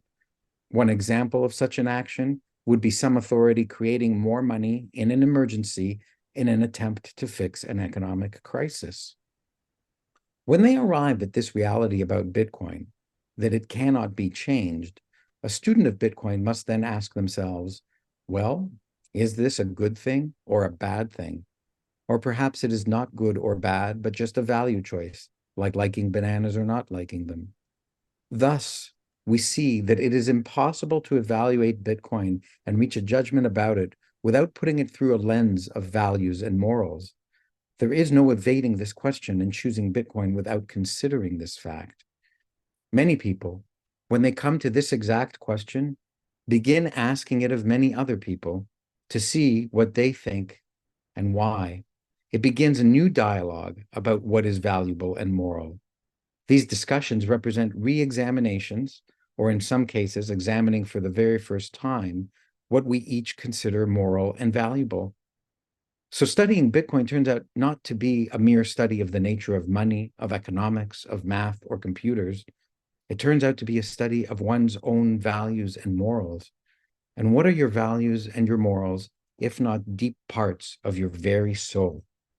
Whoa. Yes, studying Bitcoin not only initiates a spiritual journey involving the study of purity and goodness in money, or the purity and goodness of education, healthcare, or other commonplace services, it also sends one on a journey of exploring what lies in their own evaluations of what is good and what is valuable according to one's own soul. Some people may, after studying it, reject Bitcoin. If they do reject it, it will not be because the math or programming doesn't check out. If they reject it, it will be because they have looked inside their own spirit and deemed Bitcoin's offerings immoral or without value. And indeed, that is the claim that some people make. However, if you accept Bitcoin, you will also not likely do so just because the math and programming check out. I don't know a single Bitcoiner who draws the line here. If you choose Bitcoin, you will have chosen it because you judged that what Bitcoin offered was something moral and valuable that nothing else offered. Why might you judge it good? Is it because, for example, it can't be stolen? Good in this case is a moral judgment. It is because you accept spiritually that stealing is bad. Bitcoin asks you to discover your morality for yourself rather than telling you what is and isn't moral. Yeah, so I apologize for interrupting you before. So I want to definitely, give it back to you around the moral aspect of this. It just raises interesting questions. And so I definitely want to let you answer the morality one first if you want, but I also want to ask you, like, what are the most important matters? Well, I think that is an individual question, right? Like when you let someone else tell you what matters more, the environment, that's the most important thing, preventing the spread of COVID, paying your taxes. These are the things that the state will say are the most important matters, right? But they're their priorities. They're not necessarily your priorities, and they're not objective priorities. What I'm trying to point out about something that gives you a choice, right? Bitcoin doesn't say you must use me. Bitcoin says, here I am. Do you think I'm good? Choose me if you want. It gives you freedom, right? This is the connection between freedom and purity and morality that Bitcoin forces us all to go through. It won't let you abdicate the responsibility of thinking about what is moral and what is not moral. And I think for me personally, I think the greatest evils perpetrated in this world come from people abdicating the responsibility of knowing what is moral and what isn't. They do what they're told. They do what's popular, not what's moral, not what they have judged is moral, not what they have judged is good. And so they unwittingly or blind or intentional ignorance are prepared to do evil. And the Bitcoin journey is a journey that says you must think for yourself. It in fact then demonstrates to you that it is moral to think for yourself and immoral to not think for yourself. If you go through the process, right? It doesn't sit there and argue with you and say it's immoral to not think for yourself. It just demonstrates to you that if you don't think for yourself, you might end up buying a shitcoin. You might get lucky and buy Bitcoin, right? But you have to think for yourself. That's what we learned through this whole lesson. That you've got a mind, you can use it to think for yourself. You can use it to separate good from evil, identify what's pure, identify what's crooked. And you can do this because you've been inspired to do it, because you've seen somebody else do it. That doesn't mean it gets done for you by that somebody else. That one other person demonstrated that they could do this for themselves. So I think again, becomes this culture, this movement where everybody is in it voluntarily, and not just that they tossed a coin. They said, well, if it's heads, I'm going to be Bitcoiner. If it's tails, I'm going to be in favor of fiat money. It's like they've analyzed, they've left luck out of the situation. Many have learned hard lessons, right? They've made mistakes and come back at it. But I think once you reach this point of where people say that they've become a Bitcoiner, they've been through a process where they've actually examined their own souls, right? They've examined their own self, what's right and what's not right. And they've made a choice to say, this is right, and I'm sticking with what's right because it's right to do what's right. So there's a lot of iteration there, and it's a long journey. And you can keep getting deeper and deeper in it. But this, to me, is this whole towering structure of what it means to discover Bitcoin, study it, choose it, and then to continue to apply the lessons that you've learned in choosing Bitcoin to every aspect of your life, whether it's how you educate yourself or how you interact with other people, or what you yourself deem to be the right forms of actions in this world. I think what you're saying is that morals and values are the most important matters. And what I'm trying to get at though here, and maybe this is a redundant question, but what if you're on a Bitcoin standard, if you have the right morals and values, if we're in agreement on those things, like what are the things that matter though? Well, listen, to me, I think yeah. I mean, like if you were to give advice to your son or daughter or family or friends, and there was a level of agreement around certain base things, morals, values, that kind of thing, what would be built on top of that? But look, to me, the most important matter is that you think for yourself, that you use your own mind, right? Not that you accept what somebody else says is important. Because as soon as you begin to abdicate your responsibility to judge for yourself, then you are opening yourself up to accept the judgments of others that you don't understand why those judgments are what they are. And I think that's kind of where you get to the bottom things. You end up with this conclusion that the people nearest and dearest to you, the people whose values and morals you share, whose lives you've chosen to share your life with, whose lives you've brought into existence, are people who are very important to you, right? But so are other people who share your values and morals, who move the world forward. And especially if your values and morals, and again, this is what aligns with Bitcoin. If your values and morals are that you should think for yourself, you're trying to persuade other people that they should think for themselves. You're not telling people you have to think for yourself. Don't think about it. You're saying think about it. You have to think for yourself, right? And that's those two things are aligned. Telling someone that they have to think for themselves and telling them to do the thinking for themselves. And I think don't take my word for it. Understand why you have to think for yourself. And I think many Bitcoins will argue when we have the biggest problem in this world is people don't think for themselves. They accept top-down propaganda, indoctrination, whatever you want to call it. They're not thinking for themselves. And so they're vulnerable, they're exploitable, they're vulnerable to someone telling them that something is true, which isn't. And so the truth, why think for yourself? Because you can know the truth. The truth isn't obvious. You have to figure it out. And once again, we come to one of these huge values that Bitcoiners hold very, very high, which is this value of truth. And so many are attracted to the verification that's implicit inside of the Bitcoin protocol. Don't trust, verify is one of the slogans of the community. Don't trust, verify, prove the truth. Verity, verify is a root word of the truth. And so I think that that's at the root of importance. And once you start branching up that tree, you can go all sorts of different ways, because what may be important to you may be important to you, it's just not important to me. You may be a lover of poetry. I'm not, right? You may be a surfer. I'm not. For me, some other things are very important that I pursue and understand. Philosophy, but it's not necessary. Not everyone has to value the same things. You may like bananas. I may not. I'm pretty neutral on bananas. I don't dislike them, but I could live without them. So, okay. How do you, I mean, I sometimes feel judgment and contempt for people who don't think for themselves. Yeah, because that's very valid. There's nothing wrong with that, actually. You believe in thinking for yourself. And so you recognize that there's a vulnerability in being a human being who does not think for themselves.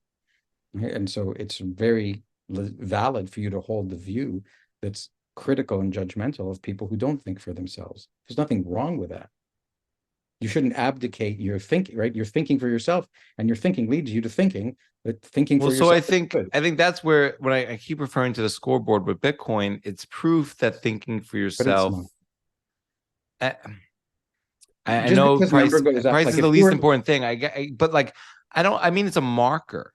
So when you have this ongoing dialogue around maybe geopolitics, you could say, if you think for yourself, you'd see it maybe this way, or or whatever it might be. You're trying to logically make an argument. And I think with Bitcoin, you can make certain arguments, economic arguments that play out over time, over a very low time preference, longer cycles. Right. That you say, hey, if you open, you can point to a track record that a lot of other conversations don't have. They feel more opinion based. Okay. And what are you trying to get at here, Cedric? What are you trying to win an argument against a relative? Are you trying to persuade that person? Are you trying to persuade yourself? No, I think that what this article brings to me is that for a lot of people, they don't want to maybe do the work of anything that could bring them to better morals and values, and resist maybe propaganda. So I think it's just I don't know Bitcoiners, which is yet. Right. No, I get it. I think it's a challenge, a lot of work. It's a lot of work to do this. And this article, but it's a very natural thing. Like, one of the great tragedies of the time that we live in, and it's only possible because of all the great inventions that we've had, is that you can actually abdicate your need to take care of yourself, to think for yourself, and still somehow get through life. Like this, it was not a common thing that you would get very far in life if you actually tuned out and didn't think for yourself. You had to have your wits about you in a world where things were not abundant and people were out to rip you off left, right, and center, and you didn't have a nanny state to care for yourself. You had to live by your own judgment and your own efforts. And we've gotten so far to the point where people cannot. But this is not, when you say people aren't like this, it's like I hate to say people like this or that, Yeah, you know, but yeah. I think when we look at this moment in history, the conditions of this is not the natural state of human beings. This is what happens to human beings at this point in history, living in these circumstances. Everyone is redeemable. Don't give up on them. But they've been raised in a way that's overwhelmed their recognition of the fact that they need to value and hold moral. Right. They need to think for themselves. Yeah. I guess to answer your question, I almost feel like I'm pigeonholed myself, but yeah, I'm just looking for ways to point things out that are irrefutable. Yeah, but you can't win every argument against. No, I'm not trying to. I get that. I'm just, but I think I'm thinking about a lot of times when I've gotten into conversations that I'm no longer having now, and it's not a current, but I'm thinking back upon conversations with people, where it's philosophical or you're trying to just, and it's not always about Bitcoin, but Bitcoin seems to be one thing where you can kind of, because the network is verifiable, but certain people, 21 million, that sounds like a lot to a lot of people. 21 million Bitcoin, or there's one block every 10 minutes. That's something that a lot of people don't think about time in that manner. Or you think about the stability of the network, but most people are not familiar with Bitcoin are only familiar with the price in US dollar terms or in currency exchange rate terms. And they're not thinking about any of those other things. It sounds to me, Cedric, like you very much value being able to persuade other people that you're not crazy and that they should share your views. And that's I'm not telling you that's an unreasonable thing to value. That is a reasonable expectation to have. You don't have to have it. But I also think before Bitcoin, I could understand how other people could agree to disagree. Right? Like you can't prove that. You can't validate that. You can't verify that. We're not talking about a ledger. You're talking about some economic issue. We could disagree how things are measured. We could disagree about the unemployment rate. We could disagree about CPI. We could agree to disagree on those things. We could agree to disagree on the trajectory of those things because of the denominator, the numerator, the way it's measured, the different things that go into it. There are very few things in life that you can point to in absolute terms. And so what I'm trying to get out there more is the mathematical principle or concept of Bitcoin, the immovable object of 21 million Bitcoin. Now it's like pi, or it's like math, right? But you need a beachhead in a lot of ways, and that beachhead needs to be sometimes something that someone relates to. And I feel like we made this a lot more about price than it should be. And so and we've harped a little bit on, or I've harped a little bit on sort of that dynamic of getting through to people. But it's something that really comes through me in this piece, because Bitcoin brings on change beyond just economic change. It's this morality and value thing, right? That's something that, like, I didn't know about the origin of story the first 10 times I heard about Bitcoin, right? I didn't know about Satoshi the first 37 times I heard about Bitcoin and tried to figure out cryptography and computer science and difficulty adjustment. I didn't know there was one creator, and I didn't know about Adam Beck, and I didn't know about all the shoulders of giants that he's standing on. So for a lot of people, there's a certain entree into this thing, and to pierce the bubble of Bitcoin, or the thought bubble of Bitcoin, into it's hard to relate to, and for a lot of people, other than just price, and seeing it as this asset or this thing you can own or this thing you could trade, or so as you're having that ongoing I said already, I've ranted too much about it. I think what this piece is meant to be about is about your own journey, not other people's journeys. Everyone's going to go on their journey. You see people on their journey. And listen, a big part of your journey at this point in time may be that you're surrounded by other people who are not on a journey at all, let alone as far along the journey as you are, and that's distressing to you. And I understand that. I've been through that myself as well. But the conviction, as you point out, it's from within. It doesn't matter that somebody else isn't interested. It doesn't matter that somebody else doesn't believe that Bitcoin causes a spiritual journey. Like, it's irrelevant, right? And as you're saying, what's true is true, and you know it, and nobody else is.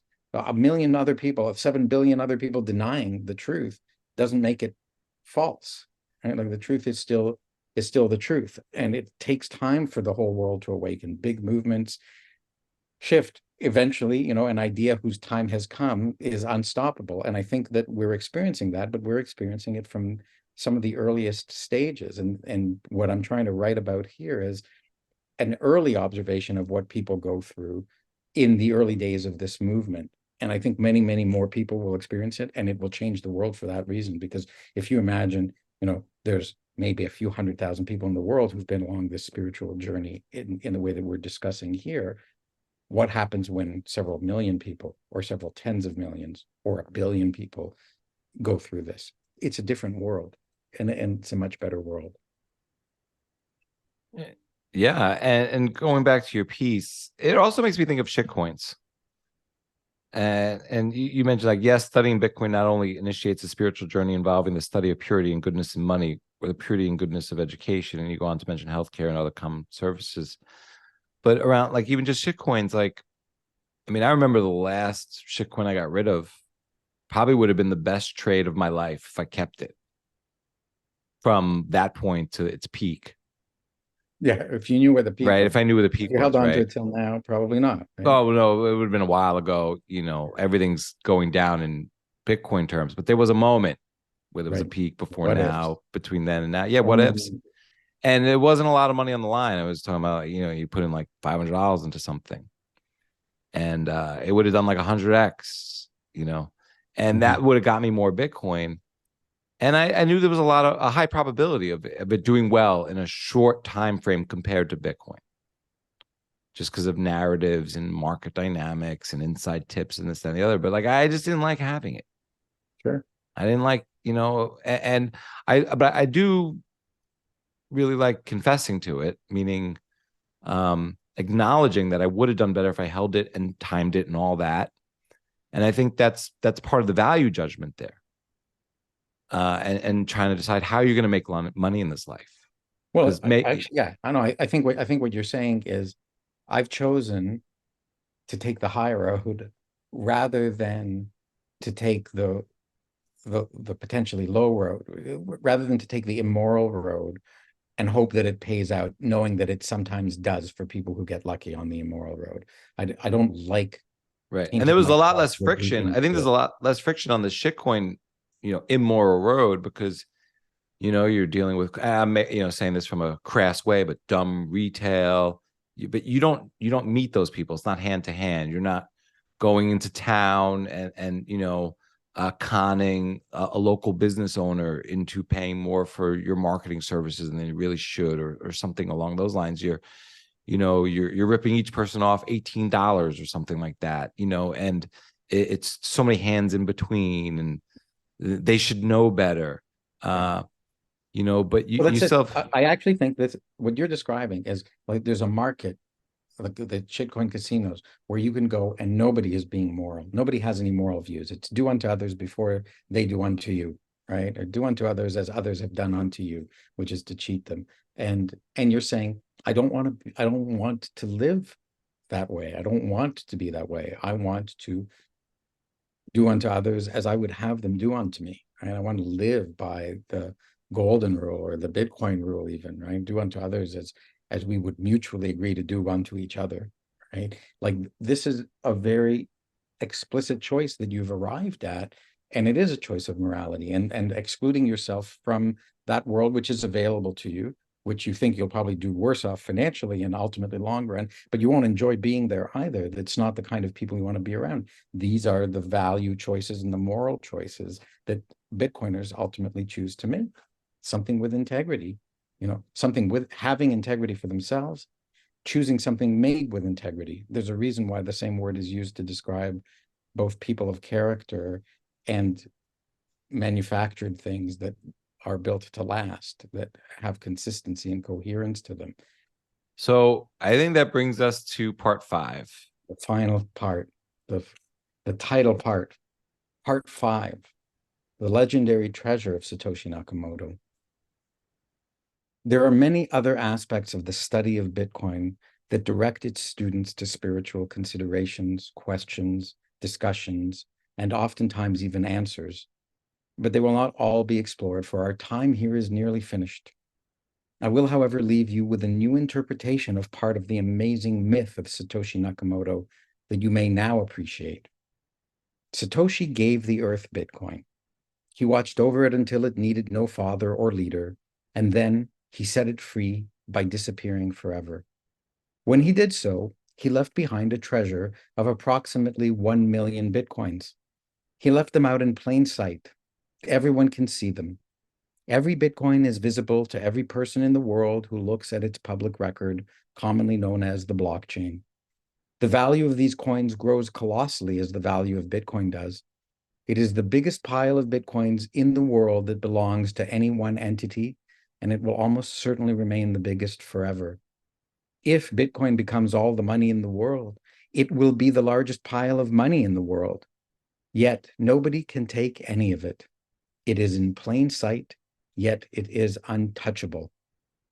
You can imagine then the lust and the greed that this pile of money sitting in plain sight will incite in those who long for wealth or fame or power. It will drive them mad with lust and greed. They will spend many hours, days, or even years trying to figure out how to get their hands on some or all of it.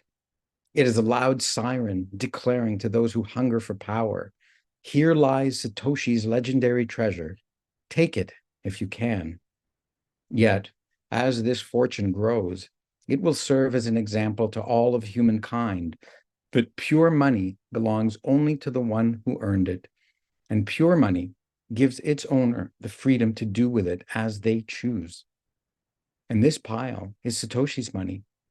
And what Satoshi chose to do with it was not to buy anything material with it.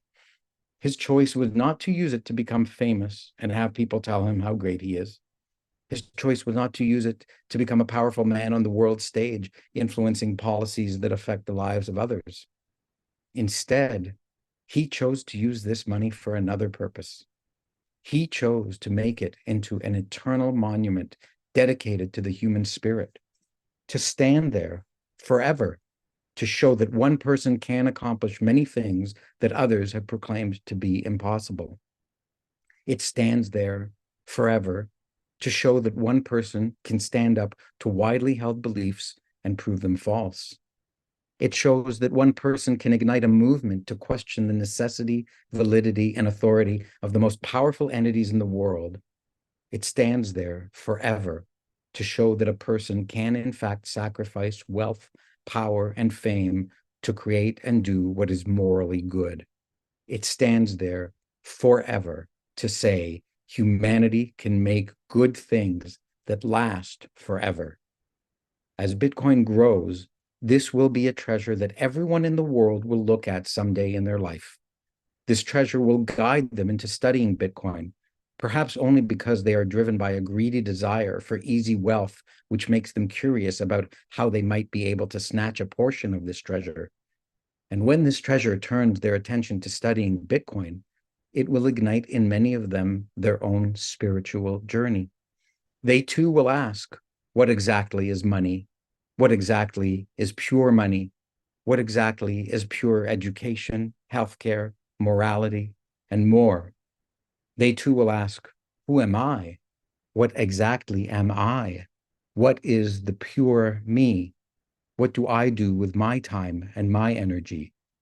This treasure will send them on a journey that leads them to knowing truly for themselves what it is they personally judge to be valuable, what they judge to be good, and what they choose to do with their life, because it will take them closer to knowing who they purely are. And so, the lesson to be learned by anyone who looks upon Satoshi's coins, whether it was with mere curiosity or with greed or with awe, is actually this: do not waste your time reaching for this pile of money. For if you do, you will waste your precious time on earth. This money is not yours and does not belong to the pure you. This money is not, in fact, the real treasure of Satoshi Nakamoto. This is merely an incorruptible monument paying tribute to the real treasure. The true legendary treasure of Satoshi Nakamoto, however, is actually available to you, and it is available to everyone. It is available at no monetary cost. The true legendary treasure of Satoshi Nakamoto is the discoveries you will arrive at on your personal spiritual journey of finding out what is true, what is pure, who you are, and what you will do with your precious time because you judge it valuable and good. It is discovering the incalculable treasure that is the pure, authentic, uncontaminated you, a treasure more rare and precious than any other that will ever exist. Incredible. It just makes me think about the young kid in everyone, or when you're actually a kid. And Yeah. I think about this dichotomy of reaching for this pile of money versus thinking about it. And so you got, there, I don't think a lot about, maybe future hackers trying to get at this honeypot and wasting their time trying to crack the code and quantum computing and all that. And I think that's interesting. I think that will happen to some extent.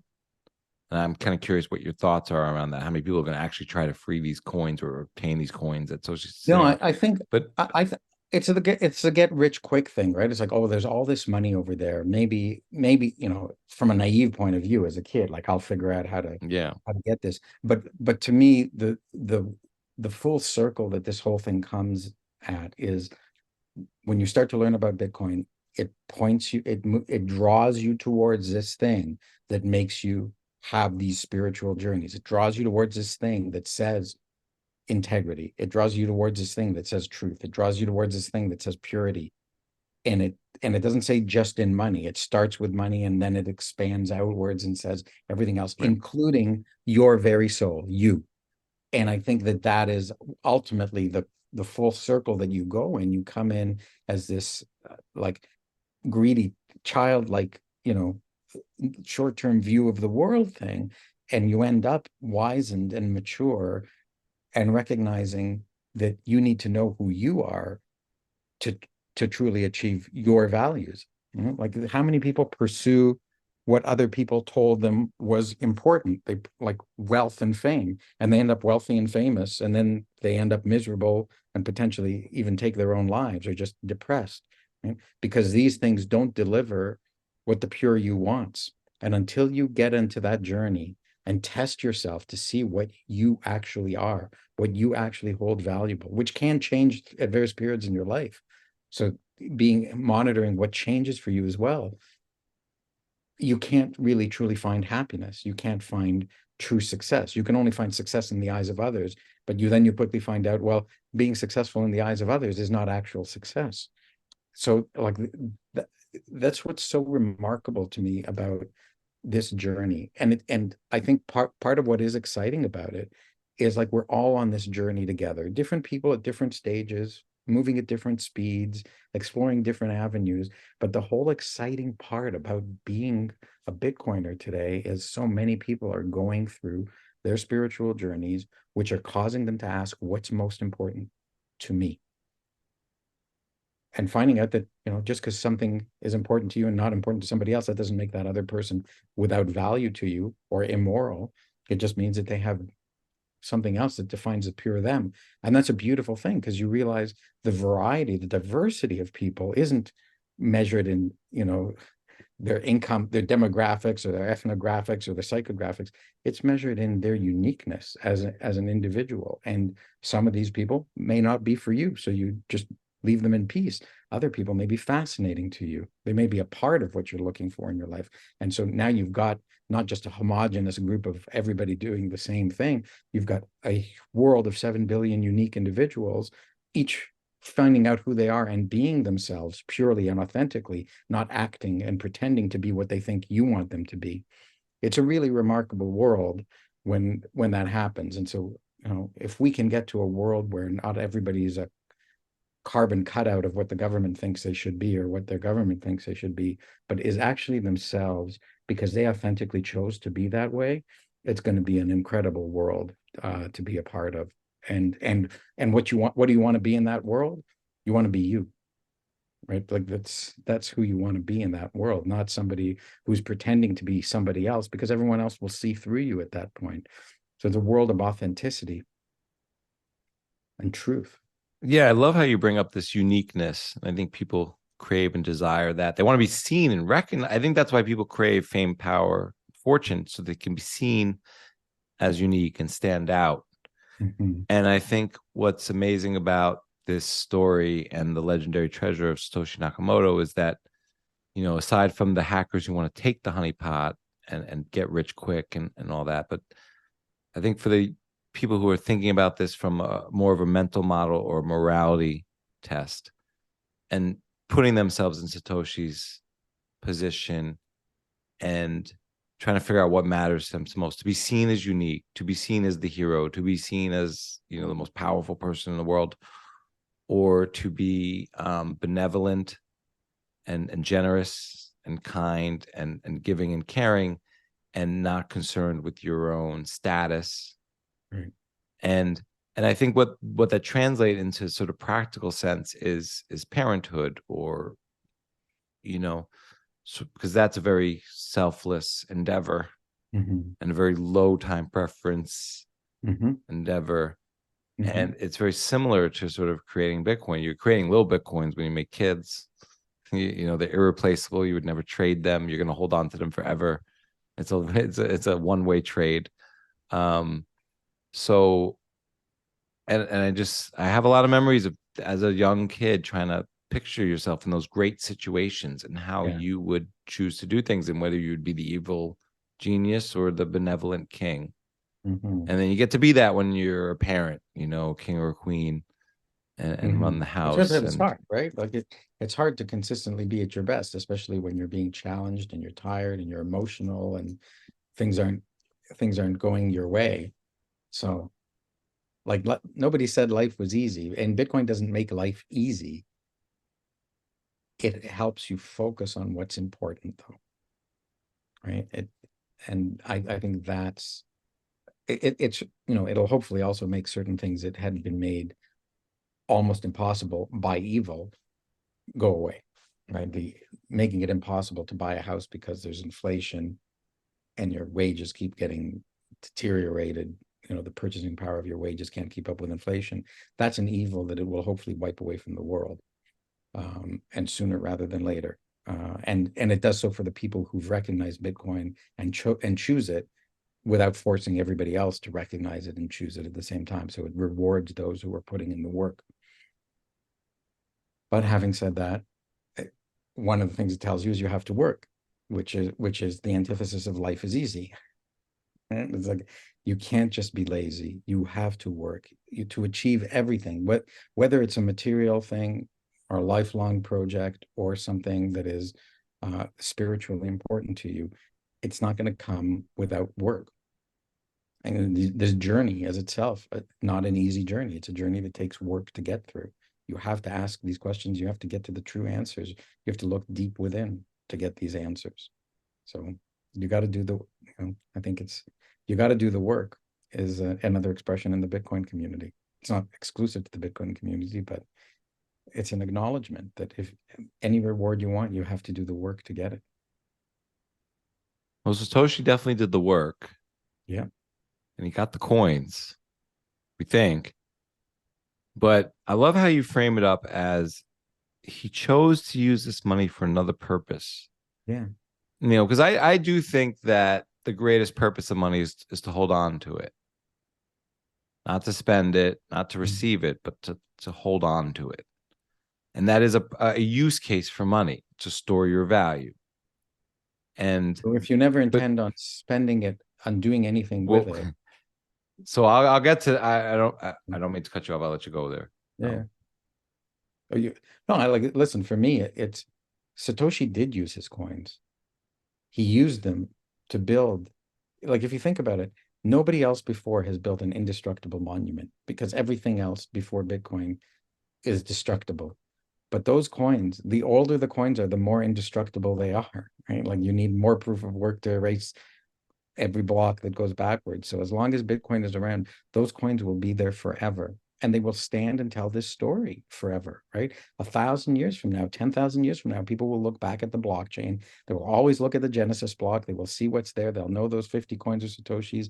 They'll read the story and the history that a million of these early coins were his because of the history of how this thing rolled out. It's all the money in the world. And they will read that he never spent them, and they will gaze upon them there, and they'll be there in perfect condition. You know, the pyramids got ravaged. All these great monuments of great civilizations in the past wear out in time. But Bitcoin, the older a Bitcoin is, the older UTXO is, the stronger it gets with time, the more protected it becomes with time. No malleability, no erosion takes place within it. And so this Satoshi chose to leave his coins in this state. That was his choice. And what they serve is as this monument. You can add different, you can interpret them differently than the interpretation I offered, but they certainly stand to show those things that I've described that they stand to show. And more so, because as time passes on, they'll show the impact that one individual can have on the course of human history to set it on the right course. And I'll add to that is just how profound the way you summed it up in this piece. So he chose to use this money for another purpose. He chose to make it into an eternal monument dedicated to the human spirit. Yeah.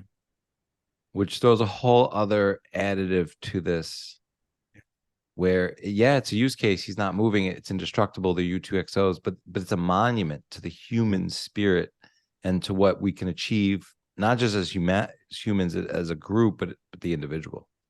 Mm-hmm. And I think that it's kind of like the pyramids, where, again, I go back to kids. People just say, how did he do it? Yeah. How did he build this thing? So it's not how did he leave it behind? How did he just have, because one way to look at it is, how did he have the ability to just walk away, to disappear, to not use it? That's one way to look at it. And that's, wow, that's amazing. But another way to look at it is, how did he build this pile of coins to be indestructible and become a monument? Not leave them behind, not use them, not walk away, but make a monument to what the human, Right. what humans could achieve. Monument in cyberspace, accessible to everyone everywhere in the world. Right. It's the biggest monument in all history, and the most, and for all history. Right. It's incredible. And then the testament to not wielding that power. Right. Right. Yes. So you built the monument. That's another thing. Like, the people who built the pyramid don't have the ability to wield that power of what the pyramid, the work that went into the pyramid. Yeah. So it's there. It's indestructible to some extent. To show how powerful they were over all these slaves. Right. And there's entropy there. They're still standing, but they get withered. They get weathered, yes. And I think that this, right, like the pyramids are monuments of the power of slavery, of royalty over slavery. That how many slaves gave their lives putting in the work and the sweat to build these monuments to their kings. And Satoshi's treasure is the opposite, right?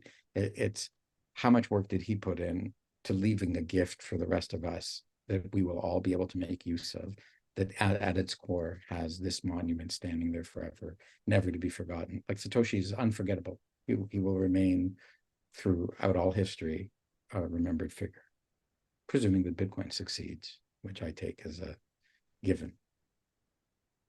And that brings us full circle to the beginning of the show. So it's like one of those flashback scenes of the movie where now that we're at the end, I could ask you the questions I wanted to ask you in the beginning. Right. So you kind of touched on this, but I got to ask it now that we're through the whole thing. What makes this your favorite piece? For me, when I sat down to write this piece, I was writing why I think Bitcoin causes a spiritual journey. I had no idea I'd be writing that last part, or that it would be titled The Legendary Treasure of Satoshi Nakamoto. When I got to the end of part 4, I'm sitting here where I'm talking to you, and I heard a voice inside my head that said, wait a minute, you mentioned the million coins and part of the myth of Satoshi Nakamoto. Now you can put it all together and explain what the treasure of Satoshi actually means. And so I started writing this down, and I got to these parts of it's going to stand there forever. And it's going to be a monument to all these things that Satoshi accomplished.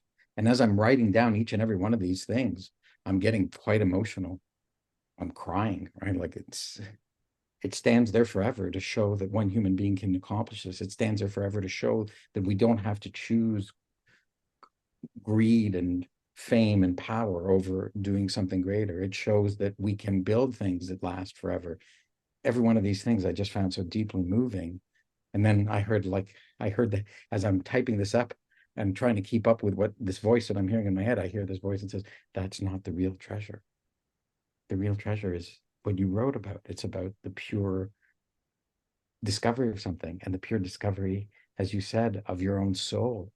The treasure stands for you to discover you, not just you, Tomer, but for everyone to discover themselves.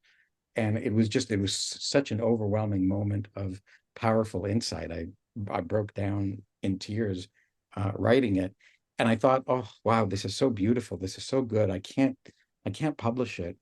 I need to make a movie out of it because not enough people will read it.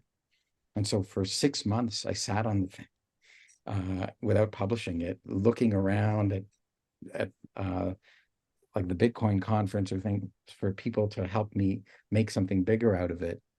And eventually, like September of 2022 came around, and we were in the bear market, and it was getting more bearish, and I wasn't able to put all the things together that I wanted to. So I said, I'm gonna publish it so that it's out there, and we'll see what comes of it. And maybe when the bull market comes around, I'll be able to make a film out of it. So I worked on creating some art for it and proofreading it and getting it out there, and I published it. I think it was someday in September, and I was just the day before I was going on vacation with my wife.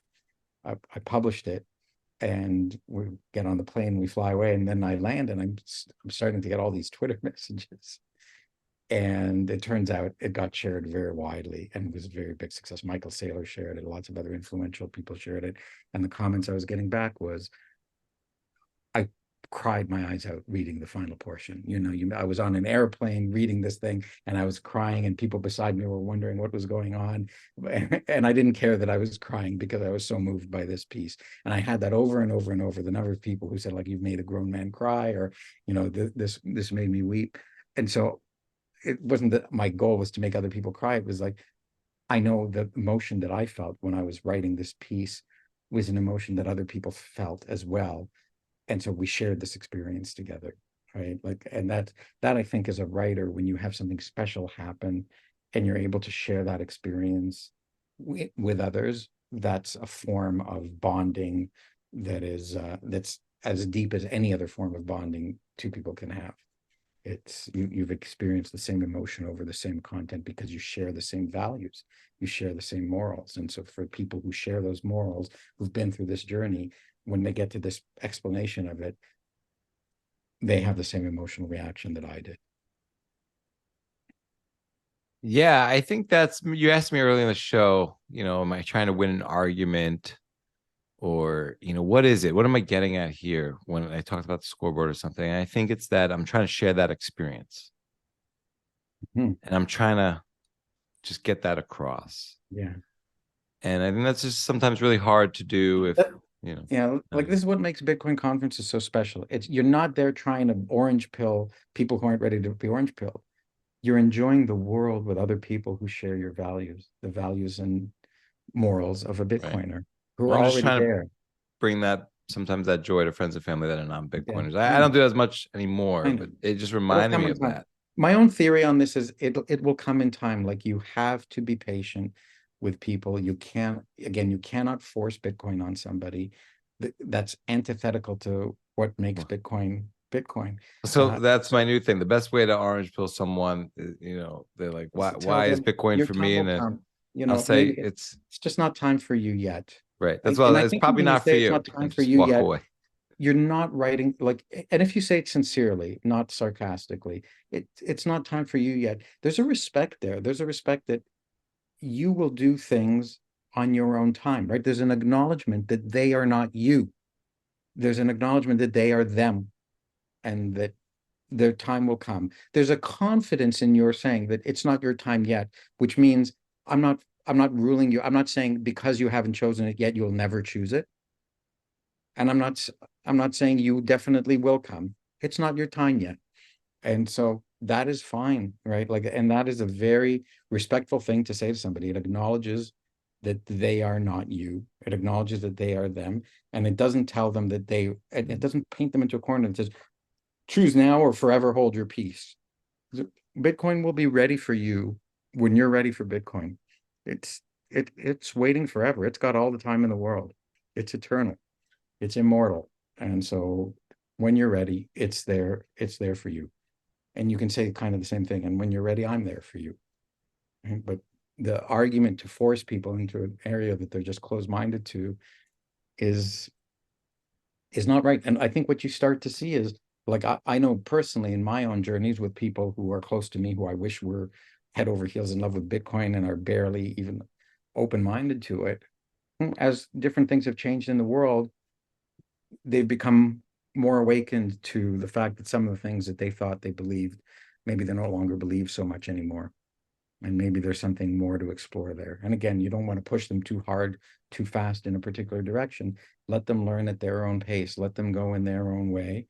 Be there to help them when they ask you questions, and be prepared to accept that when they say enough's enough now, that they actually mean it, that enough's enough now. And then you can come back with more later.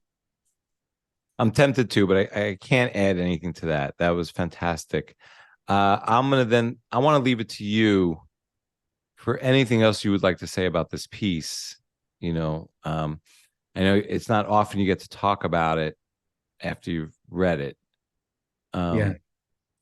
Yeah. I think I've said, we've spent over 2 hours, so I'm sure listeners are starting to get kind of tired of the length of the thing.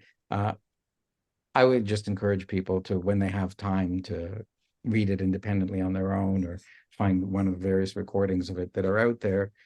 Take your time to go over it again if you found it moving, when the time is right for you. And if you share it with somebody who doesn't appreciate it the way you do, that's okay too, right? It's just not their time yet.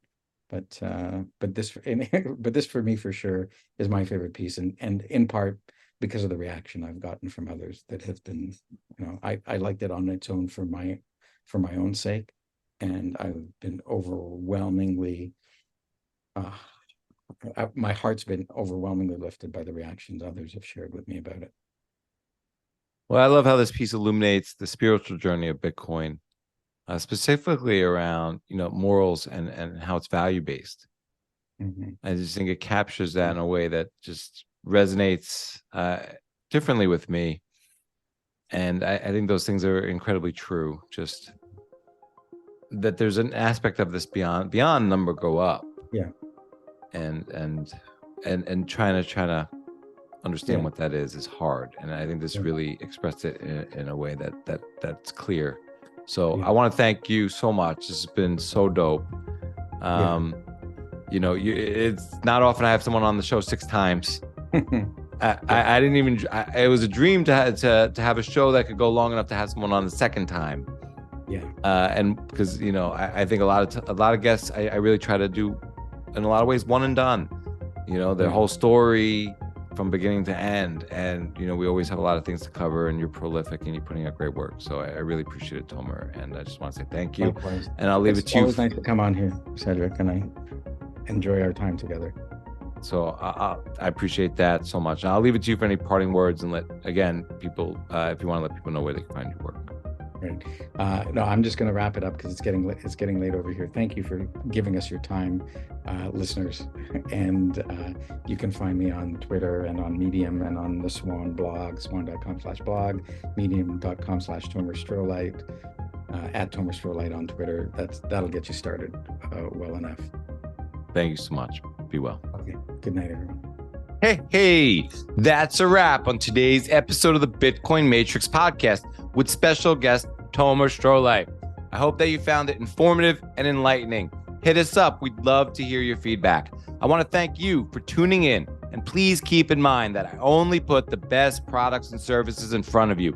Please check out and support our sponsors: Alpha for energy bars, River to build your Bitcoin wealth, Thea for multi-sig that's super mobile friendly and secure, Hodler's Official for the dopest Team Bitcoin merch, Florida Beef Initiative for succulent steaks and ground beef. And you can find me at the Bitcoin Advisor, where I am a phone call away to help with all your Bitcoin needs. These companies really help me keep the lights on over here. Finally, if you could write a 5-star review for the Bitcoin Matrix wherever you listen to your pods, this really helps get the word out for sure. Keep building, keep stacking, stay laser focused out there, and let's free Ross. This is Cedric. Peace.